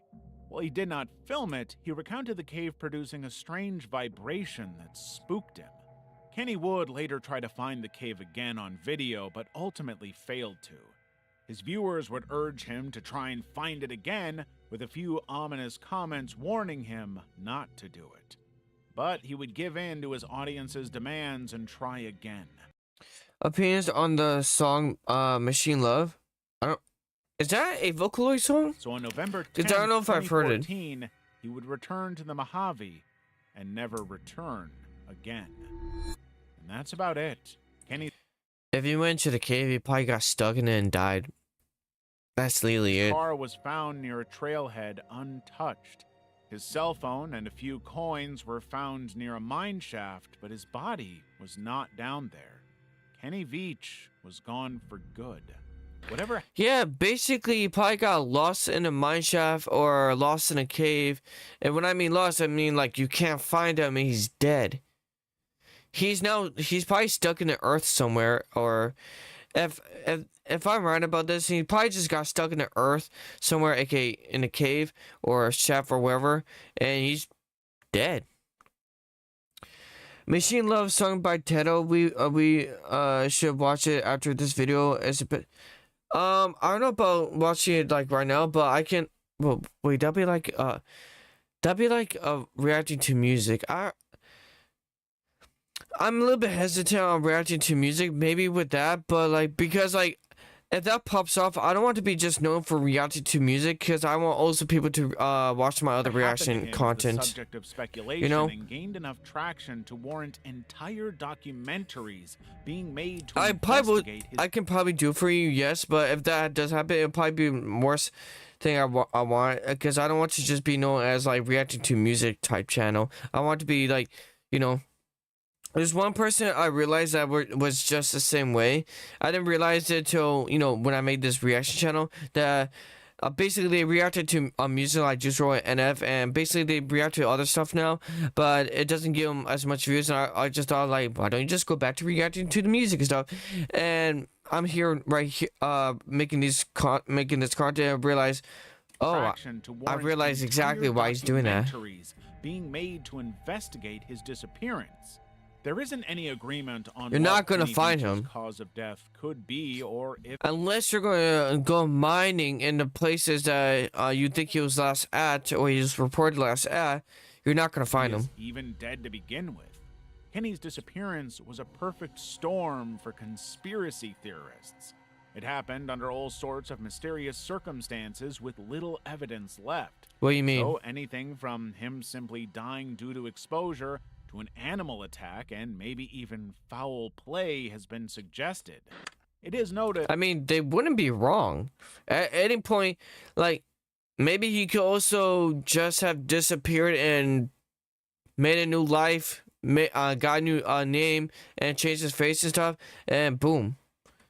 And he probably just wanted to disappear from all. I don't know. He was hiking pretty close to the infamous Area 51 that day. Another interesting detail that people may overlook, the worst you'll get from Area 51 is asked to go away from it, is the place where Kenny disappeared. The Mojave Desert around Las Vegas is infamous for its many disappearances and grisly murders. Nobody knows exactly why these happen. Sure, the environment is harsh and inhospitable, and there... What do you mean grisly murders? Are you saying like animal murders? I mean animals killing you? Or are you talking about some wild psycho killing you? There are dangerous animals there, but rumors of serial killers operating in the area are as common as those of alien abductions or government meddling. But what do you think? Kenny's case, because it has so little to it, is also extremely complex and to this day remains a mystery. I mean, honestly, these conspiracy theories, they could hold some weight. However, you know, it is safe to assume he has long since died, as even an experienced hiker like Kenny doesn't stand much of a chance against the desert. Catch Me Killer. That's a scary name in general. I thought we were talking about Spooky Charlie Brown. In 2010, that was just one of the channels in this thing. As you can tell, the video is called The Most Disturbing YouTube Channels Iceberg. If you want to go watch it yourself, you can. I'll leave the link in the description too. And probably after this, you know, reaction to, I'll give you guys the link into the live chat. Killer would appear on YouTube. This man would blot out his face with a black dot and muddle his voice with guttural noises. This killer would claim to be involved in... You could easily uncensor that. The death of at least Kinda. 16 people from across the country. What the hell? Send law enforcement agents on a wild goose chase across the U.S. As it turns out, the man was, at the time, 27-year-old Andrew Haley from Gainesville, Georgia. Andrew was no serial killer, but instead a hoaxer who reveled in the attention he got out of... Why am I getting so many ads? Bruh. ...of posing as a criminal online. Well, he did become a criminal for real, as he was arrested and charged with tampering with evidence and making false statements. Andrew would be found guilty on all his charges and condemned to 2 years in a work-release jail. While Okay, 2 years is a bit much. At least one. Actually, never mind. That's a good idea. I was gonna say like that's a bit much for like something like that. Then I realized she was lying about something that's very critical.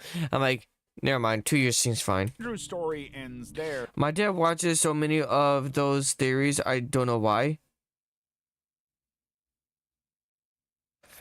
Is he a conservative? Is he a conservative? That's probably why. If he is, that's probably why. Did not. Even after all these years, The reason is because some reason conservatives nowadays are believing like looking into so. Wait, are you talking about this guy's content where he's just lying about doing murders and stuff? Or are you talking about he's one of those people that go into conspiracy theories? He's a sales agent at a AAA. Oh.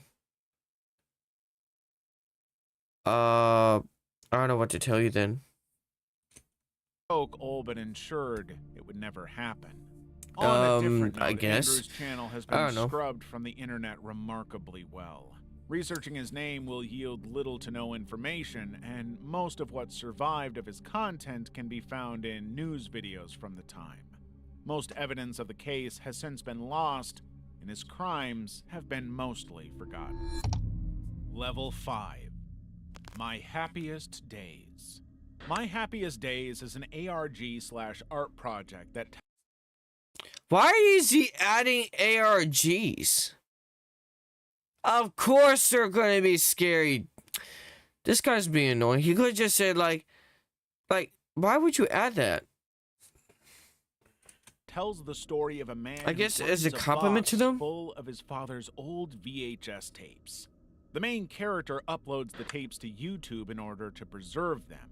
The tapes have degraded over time, and the main character is trying to restore them in the meantime. The videos tell 3 different stories that are interconnected.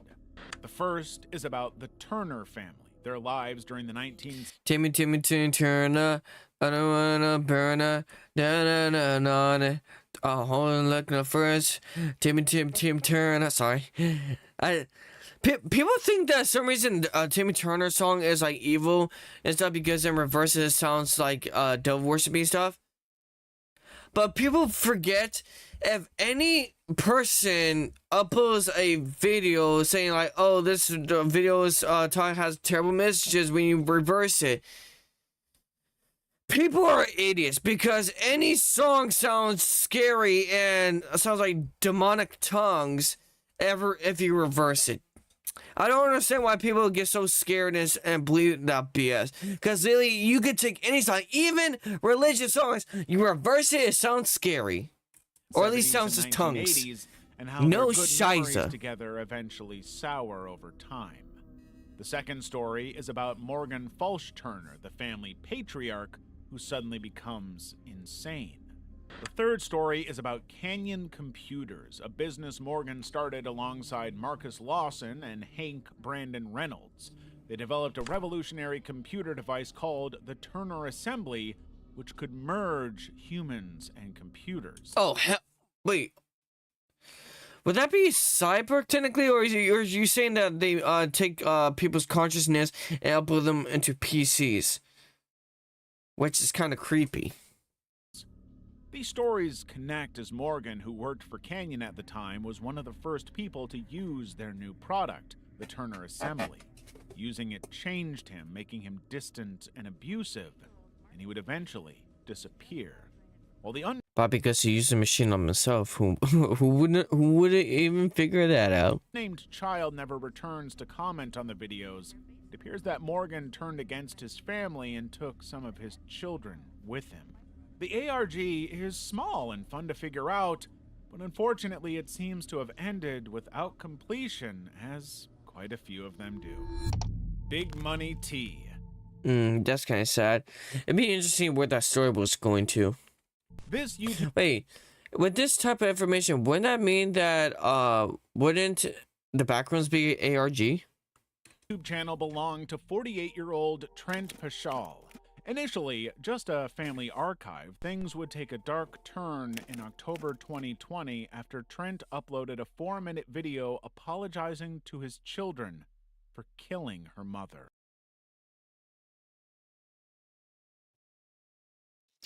That's a good, extremely dark twist. I thought he was just apologizing for doing something wrong or apologizing for abusing, but for killing someone? Wow. Wow. I hope they're about to say that the reason why is because he probably accidentally killed her and probably turned himself in, which would be a good ending to that, because like then he feel like he didn't mean to do that. But if it's not, oh my God. His wife at the time, 30-year-old Savannah Pashal, was ambushed in their house and shot multiple times. Trent was hiding in their bathroom and attacked his wife and his mother-in-law, who was with her. Savannah's mother ran to a neighbor and called the police, but her daughter wasn't as fortunate. Police would track down Trent and wound him during a brief confrontation. Trent was in critical condition for a while, but was able to... Wait, if he's the one that ambushed them, why did he go out to attack them? Is there any reports on why he did all that? ...to make a recovery. Later, he was placed on a bond and outfitted with an ankle monitor. On April 23, 2021, Trent failed to appear in court. That is, because he managed to remove his ankle monitor and steal a car at knife point 10 days earlier. Knife what is this? Is this in like Europe? Knife point. You won't ever really hear that in America because nobody would just stick around with a knife. Usually people would just have a gun, whether registered or not. Trent remained on the run for 9 months. Once authorities closed in on his location... Oh, it was America.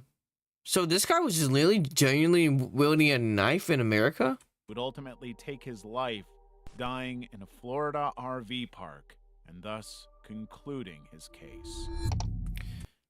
So basically, this guy just randomly went to attack his wife, apologized to his kids for doing so, went on a run, and I think either ended his own life or got killed or got into an accident. I gotta say that is pretty disturbing. Harley Dilly. 14-year-old Harley Dilly from Port Clinton. Automatically disturbing. Automatically disturbing. This looks like the quiet kid. He probably did some disturbing things like tortured animals or possibly torture someone just because like he was one of those people like, oh, I want to see what happened. In Ohio was a YouTuber who posted content about his family life. He later created a channel. I swear to... I perfectly timed... That was some perfectly timed pausing ad.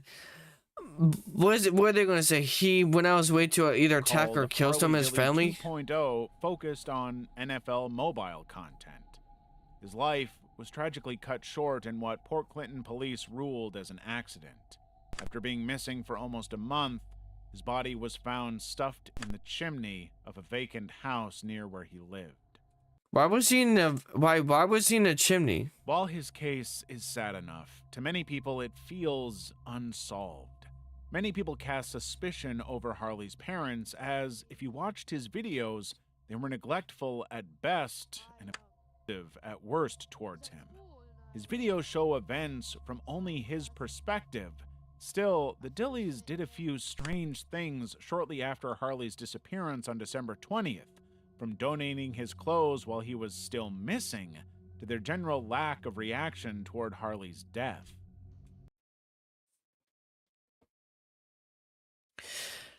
Are you trying to tell me that they went out their way to take their own kid and put him down one of those neighbors' chimneys and he was there and suffocated to death or something?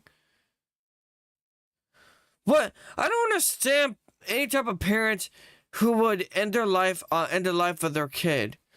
You went out your way to do the deed and like, dude, at this point, it would have been better if you just went to the store and got milk instead of went out your way to end your own child's life. Dude, like, What the hell? Getting milk is better than committing a crime and ending your kid's life.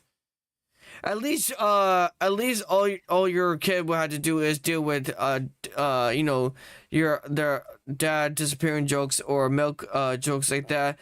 I honestly think that would have been more bearable than you ending their life and not letting them live at all. There's something shady about Harley's case. Still, other people provide a flip side. Apparently, climbing into chimneys and dying there isn't as uncommon as you'd think. But for all its apparent flaws, the case has been officially closed. That's the end.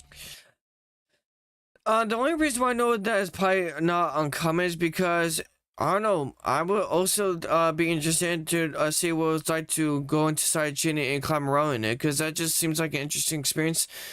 Though I would think that you should be prepared to make sure you have a way out. Like, at least have a rope down there, like how you have a rope if you're going down in the cave and stuff. You have that on the top of the chimney, put that through, so then you can at least sight in and out, and try to think of ways how to make sure you can always wiggle through it if that happens. But usually people don't really think about that, or maybe it's just a commonly extremely youthful thing to do. Me, like, something a lot of kids or teenagers would probably do without thinking of the like the being cautious or the terrible things that could happen. Harley's story. Level 6. A. Frost. 27-year-old Austin Harrop's YouTube career began with experimental rap music he recorded for fun. Later, he would branch out into fitness content, and these videos revealed a new side of him. When you say rap content, were you just freestyling then? 27-year-old Austin Harrop's YouTube career began with experimental rap music he recorded for fun. So basically, he was just doing melodic rap freestyles. That's pretty good. That's pretty interesting. Salute to him. That's pretty. Hopefully, he drops some good bars. Later, he would branch out into fitness content, and these videos revealed a new side of him. There's no problem with that, but why is he sucking his guts so much where I can see his rib cage? Austin appeared as a pretty spontaneous, if not a bit erratic, individual. His music uploads slowed down over time, and Austin would focus on his fitness content. Listening to Austin speak made it obvious he was never all there. So it was no surprise when his uploads suddenly stopped around 2016. I don't see any problem with making freestyles and doing fitness content. That's fine.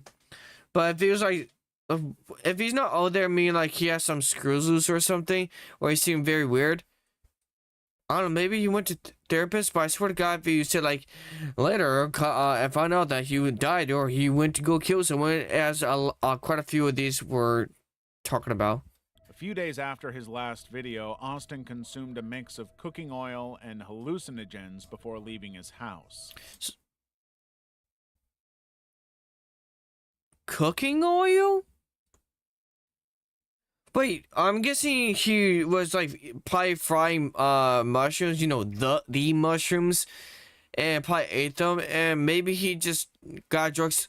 He probably got drugged out and probably got into an accident. Hours later, Austin would break into the Stevens family home or murder someone north of Palm Beach, Florida. There, he stabbed 53-year-old Michelle Stevens to death. Austin also fatally wounded her husband, 59-year-old John Stevens. Neighbors heard the commotion and tried intervening, but Austin would fend them off. When police arrived, he was found covered in blood and eating pieces of John Stevens' face.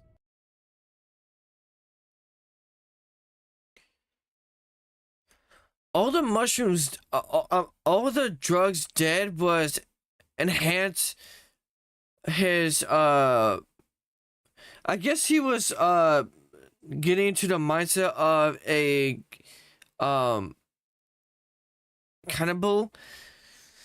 And all the mushrooms did was enhance his thinking process of that, or I don't know, because it sounds like he did drugs, but I don't know if it's confirmed.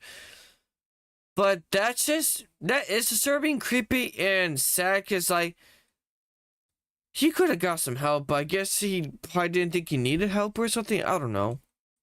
Austin was dragged by police begging officers to end his misery. Wait, what? Ultimately, pieces of John Stevens' face. Austin was dragged by police begging officers to end his misery.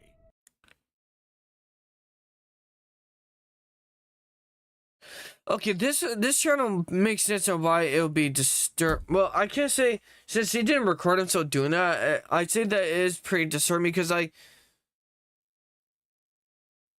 he ends up eating someone's face and then begs for help then, or, like, to end his life because maybe he was in torture. Oh, dude, this guy's weird as hell because, like, I'm trying to think on where all this could connect, and it seems like a bunch of places where I don't understand, or like I can't think on how where would you go from this. Like, bro really was going through something then. I don't even think a therapist probably will help. I think you would need a psychologist or like a psych ward doctor, if those are psychologists too, probably. I don't know. You probably need someone that like study the brain to help you with something like that. Austin Harif was judged legally insane by the Florida court. Yeah, no Austin shit. was placed in a mental health facility indefinitely, where he remains to this day. Honestly, yeah, that's good. Facility indefinitely, where he remains. Austin was placed in a mental health facility indefinitely, where he remains to this day. Honestly, I was gonna say, like, I was hoping that he at least it's some type of help, you know. That honestly, that's the type of ending that I kind of saw coming, or at least wanted to happen. So I don't know if it's a good ending, but Elector it's 89, Sturmgeist you know, 89. that's good that it happened. That he went to a mental like a health facility, a mental health one. His story. Did you just say school shooter? YouTuber from Finland turned school shooter. God damn it! His story. I don't understand you people. Why? Why? I don't understand school shooters. Why? You don't make sense at all. How'd you ever get into that thought process of even doing that and completely going through with your actions? Why? There's always a different answer. No matter what, when you get to that mindset, there's 100% a different answer to it. No matter what you want to tell me. I don't understand. He was bullied at school, struggled with his mental health. You city girls think. Then you could have just begged for, you could just ask 911 or something, I don't know. And suffered from social isolation, which would push him over the edge. As with most future gunmen, the signs that Peko was... Yeah, but none of that makes sense to me. Like, this is like the common trait, or one of common traits in school shooters. But the thing is, I don't understand is, like, how does any of that equate to murder? Was going to get someone or himself hurt could be seen early on. Pekka, who was bullied in school, had taken the like killing these people does not at all solve your problems. Interested in far right and it just makes them politics. Way in terrible. Reality, Worse. Pekka was a neo-Nazi and was growing increasingly Wait, what? politics. With his extreme school, had taken to threatening fellow students with death. He was outspoken with his extremist beliefs and was interested in far-right and far-left politics. In reality, Pekka was a neo-Nazi and was growing increasingly militant about his views. His family was equally as worried and would take him to a psychiatrist. The psychiatrist prescribed antidepressants to him and sent the family on their way. Pekka abused his prescription and would go days or weeks without taking medication. His antidepressant abuse would actually leave Pekka in a worse mental state than before. His mild anxiety and depression became severe, and his thoughts became more reckless and violent.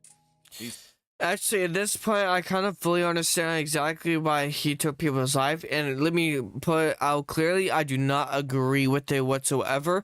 I deny the reason, and I think this...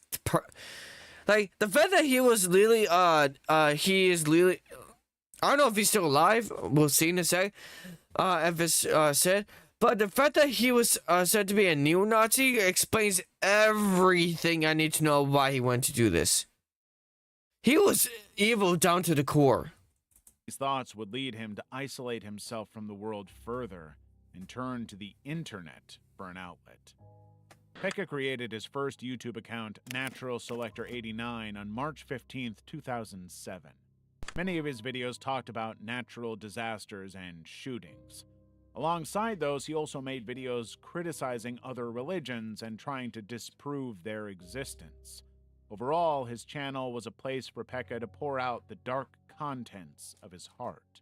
The Natural Selector 89 Pekka to disprove their existence. I don't really see a problem with that because all that is just he was an atheist that wanted to disprove religion, and that's totally fine because that you're not really hurting anyone when you're trying to disprove the religion, because all this also what it needs to do is just ignore and avoid you if they don't agree with you. That's really all they need to do. So yeah, that's not a terrible thing. That just sounds like he was an atheist. Overall, his channel was a place for Pekka to pour out the dark contents of his heart. The Natural Selector 89 channel was suspended on October 19th, so he created another channel called Sturmgeist 89. Wait, why was he suspended though? On October 19th. Or is it one of those natural YouTube things that they never say? Sturmgeist 89. This channel was similar to his previous one. He began making videos showcasing his guns after getting a gun license. Pekka posted his last video called Jokela High School Massacre, 11/7/2007, in which it showed Did he genuinely record himself doing that? image of the school, as well as 2 red-filtered photos of himself holding his gun. Pekka also wrote a manifesto in which he tried to explain his views about the world. He classified himself as a social Darwinist and admitted to having a God complex. At the same time, he viewed the world as belonging. Sorry for pausing. Whenever I pause and play without saying anything, it's because I was gonna say something, but I decided not to. To people like him. At the same time, he viewed the world as belonging to people like him. People who he described as mentally strong, manipulative, and naturally superior to the masses. Ironically, Pekka was none of that, and seemed like a fairly average person, if not for his increasing mental instability. On the Sturmgeist 89... I'm scared to turn into this guy. Because some of these things I feel like I have like a little bit similarities to. But I wouldn't... one thing I can tell you for sure is I don't have a God complex, and the reason why I say that is because this guy scares me. Because this guy sounds like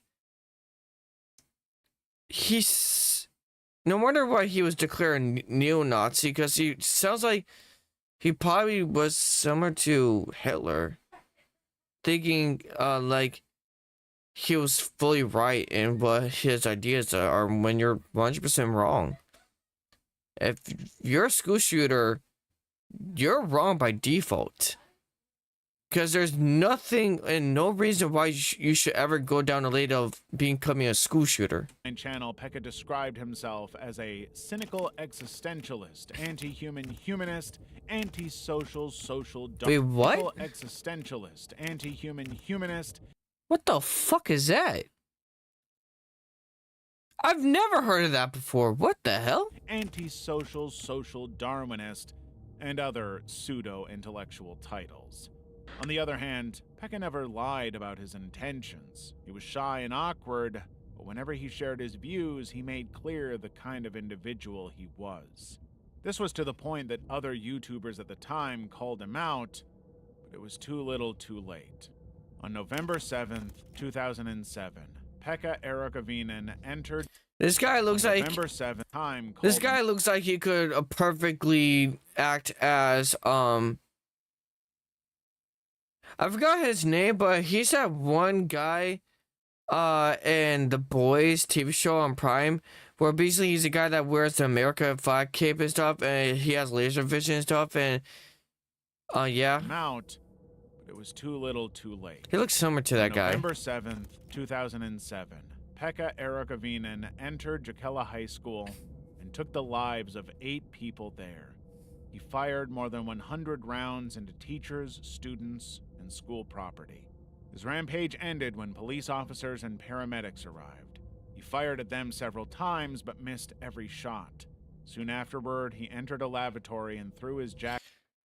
It's kind of sad that he missed the shots of police but didn't miss the shots of everyone else. I wish he missed every shot he took there. Oh my god. I just... School shooters. What the fuck is wrong with you people? Jacket and bag on the floor. After that, Pekka took his own life, ending the shooting. Jared Lee Loughner. Jared Lee Loughner tried to assassinate U.S. Representative Gabby Giffords on January 8th, 2011.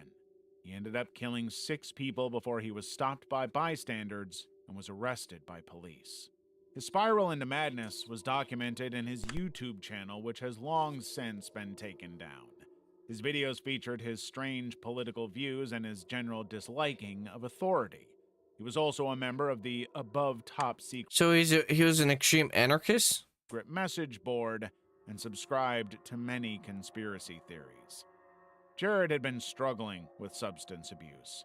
He was also later diagnosed with paranoid schizophrenia. According to personal friends, he always had a hatred toward Gabby Giffords. What pushed Jared over the edge is unclear, but evidence suggests the assassination was carefully planned. So, on January 8th, 2011, Lawford took a taxi to Safeway Supermarket and... So he was mentally screwed and, basically he was mentally messed up. What else did they say? He was a mentally messed up person who was an anarchist and he was a conspiracy theorist. in La Toscana Village Mall. There, he approached his target and opened fire, hitting her as well as many bystanders. 6 people were killed and 14 others were injured. He didn't kill the person he was trying to kill, right? Killing any of them regardless is terrible, but he didn't kill the person he was trying to kill, right? As many bystanders. 6 people were killed and 14 others were injured. Giffords was shot in the head and critically injured, but survived and made a full recovery. Loughner is currently serving a life sentence at the federal... So basically, he didn't, his plan went to shit, but he tried to take down people with him. Federal Medical Center in Minnesota. Elevate your email game with easy... God damn it. I'm sorry, guys. I'm sorry about this. Kelly Stapleton. The short-lived...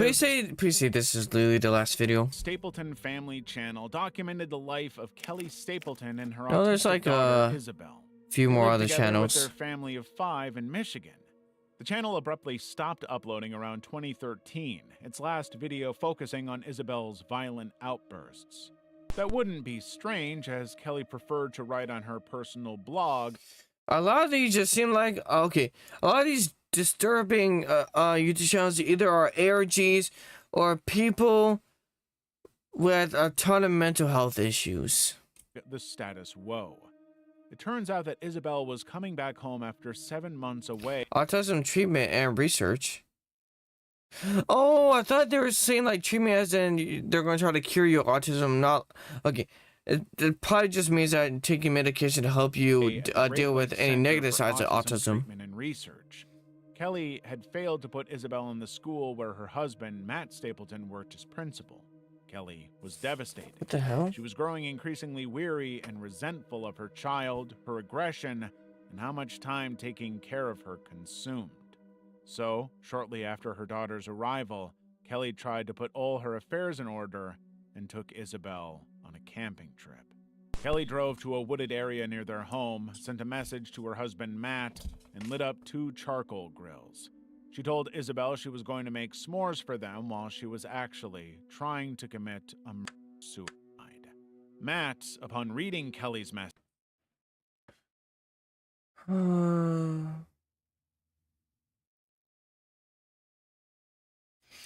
don't understand family members who kill each other. I don't understand you, like, why? Just try to remove them from, just don't talk to them anymore. Get away from them. You don't need to kill them. called the police, and they were able to quickly locate the van with Kelly and Isabel suffering in different states of carbon monoxide poisoning. They were both taken to the hospital and survived. Isabel would suffer brain damage as a result, and her mother would be arrested. While I hope she got the electric chair for attempting to kill her daughter. Because, legit, why would you ever want to try to kill... Honestly, I wish it was a law everywhere where basically if you attempt to kill or you do kill your children, you get the electric chair. People, you might not agree with me, but I think it's like, if you're going to really be a danger to your own children, then you're going to be a danger to literally everyone else.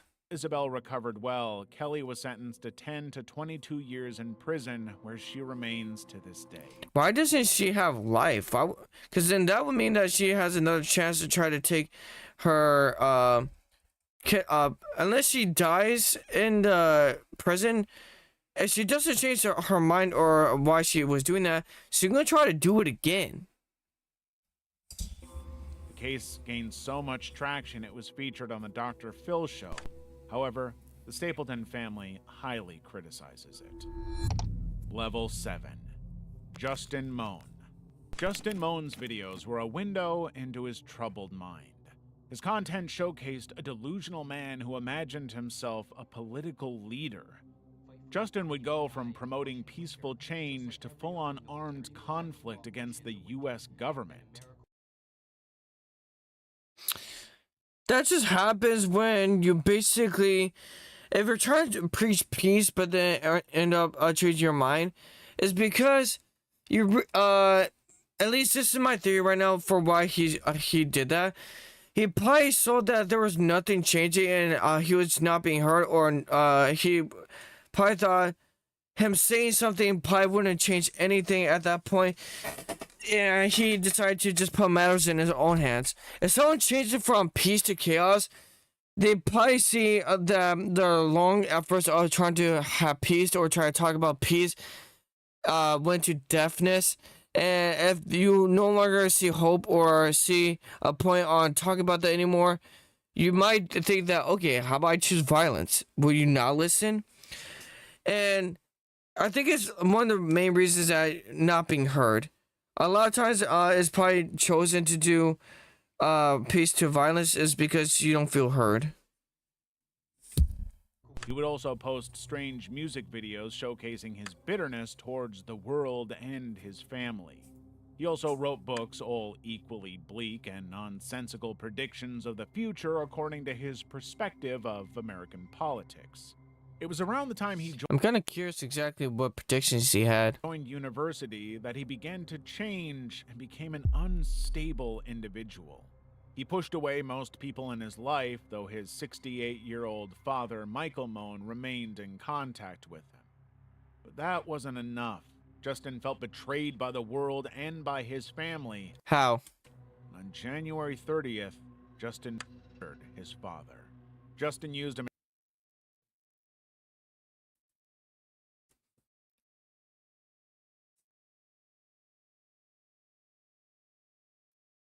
So I cried a little bit after hearing that. What? Why the fuck would you kill your dad? Machete to dismember the body, and shortly after made a video showcasing his father's head in a plastic bag. The video was swiftly taken down. Oh, I was about to say, please don't tell me that somehow that's still up for you to be able to show that. But had already been seen more than 5,000 times. In the video, Justin also called for the murder of U.S. federal employees. He was easily tracked down by police and arrested the next day outside the gates of Fort Indian Town Gap National Guard. Okay, I know I'm not going to justify the murder of politics. Because a lot of people want to kill certain politics. A lot of people want certain politics. It's not something I've not heard of. It's something that's either pretty common or at least a little bit uncommon, but it's still very relevant. A lot of people want certain politics dead, and it's just because people, you know, we can all see why. I'm not saying you agree under why they want them dead, but you see, like, oh, so I can see why, because like some politics piss people off to the point where they some people want those politics dead. Why the fuck did you kill your dad, though? Justin was trying to recruit National Guard personnel to his cause. Justin Moan's fate. How would you? You had to be extremely persuasive to cops to do that. After this is unclear, but he is facing murder and even terrorism charges. That makes sense. Dolly Flesh. Leighton Allen LeBute was a YouTuber who became infamous for uploading a video to his channel where he killed 3 hamsters.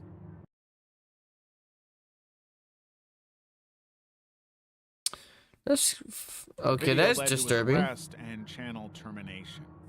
Wait, why did? Huh? A video to his channel where he killed 3 hamsters. Wait, why did he get arrested for killing hamsters? That's kind of weird. What's the difference between killing a hamster and killing, and going around and hunting out other animals? I'm not trying to, by the way, I'm not saying that, oh, it's totally fine. You can just go around, abduct a hamster and kill it. I'm just asking, why would you be thrown in jail for that, though? I mean, I will understand if someone tried to get you a therapist or something, because that's weird as funny businesses. But why would you go to jail for that? Is that some type of crime or something? I never heard of that. If it is, then okay, that makes sense. Channel termination. Before this, he had a YouTube channel where he posted sick and twisted stop-motion animations depicting his dark fantasies. While Leighton is a truly disturbing individual, he is still a person. He's severely autistic. What about that stop motion? And has a low IQ. Leighton was so severely bullied at school that he had to stay at home permanently, where he never developed any social skills. The situation is even more uncomfortable because he reportedly has loving, caring parents. It's difficult to say if he has always been or was made to be like this. To better illustrate this, the video where Leighton hamsters was motivated by one of his online friends expressing a dislike of rats to him. Yeah, but a hamster isn't a rat, though. A hamster is not a rat, so why did he kill 3 hamsters?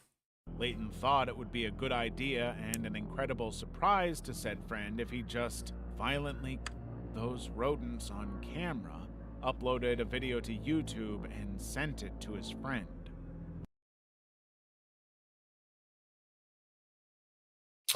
That's extremely weird, I'm not gonna lie. You're like, oh, I really hate this certain animal, and then your friend like, gotcha. Kills the animal on a video, then send it to you. Is like, what? Just because someone's hate an animal doesn't mean that you should go kill it. What? I mean, I guess it's their version of trying to show love to them or something. But it's very weird. Of course, I'm just trying to guess it might be about love. Actions and called the police on him. But if you are curious, he posted some of the most disgusting sculptures there. It's genuinely vile to see, and I can't discuss or show it without deeply angering the YouTube algorithm. But Leighton is, he's oddly talented, but... I want to try to look it off out of curiosity, but another part of me that's louder than that is screaming, don't do it, because it's probably going to terrify the hell out of me. so twisted that it's difficult to appreciate his skill. He also comments on his posts, and it's difficult to say to what point he is just that bad, or if he intentionally tries to freak people off with his creations. He was ultimately considered unlikely to reinside and be released. Fortunately, he has since disappeared from the internet. Some of his most depraved greetings were left on his X, then Twitter, account, but it's truly horrific, so don't look it up. Just don't. I'm not planning to, and I don't think you guys should do that either. The last one, just let's forget that person existed. That's very disturbing. And yeah, I'm retitling this whole live stream to just the most disturbing YouTube challenge you'll ever find and stuff. On that, I'll see you guys next time. If you enjoyed that and want to see more reaction content with horror, or disturbing me reacting to disturbing content, or just other reaction videos in general. It doesn't have to do with disturbing or horror content. It could be something uplifting. Like I reacted to the Amazing Digital Circus. If you're interested in that, and that, make sure to like, subscribe, and share for more reaction topic content. Excuse me. And yeah, I'll see you guys next time. Much love to you guys, and I'll talk to you guys later. TTYO. Also, sweet dreams.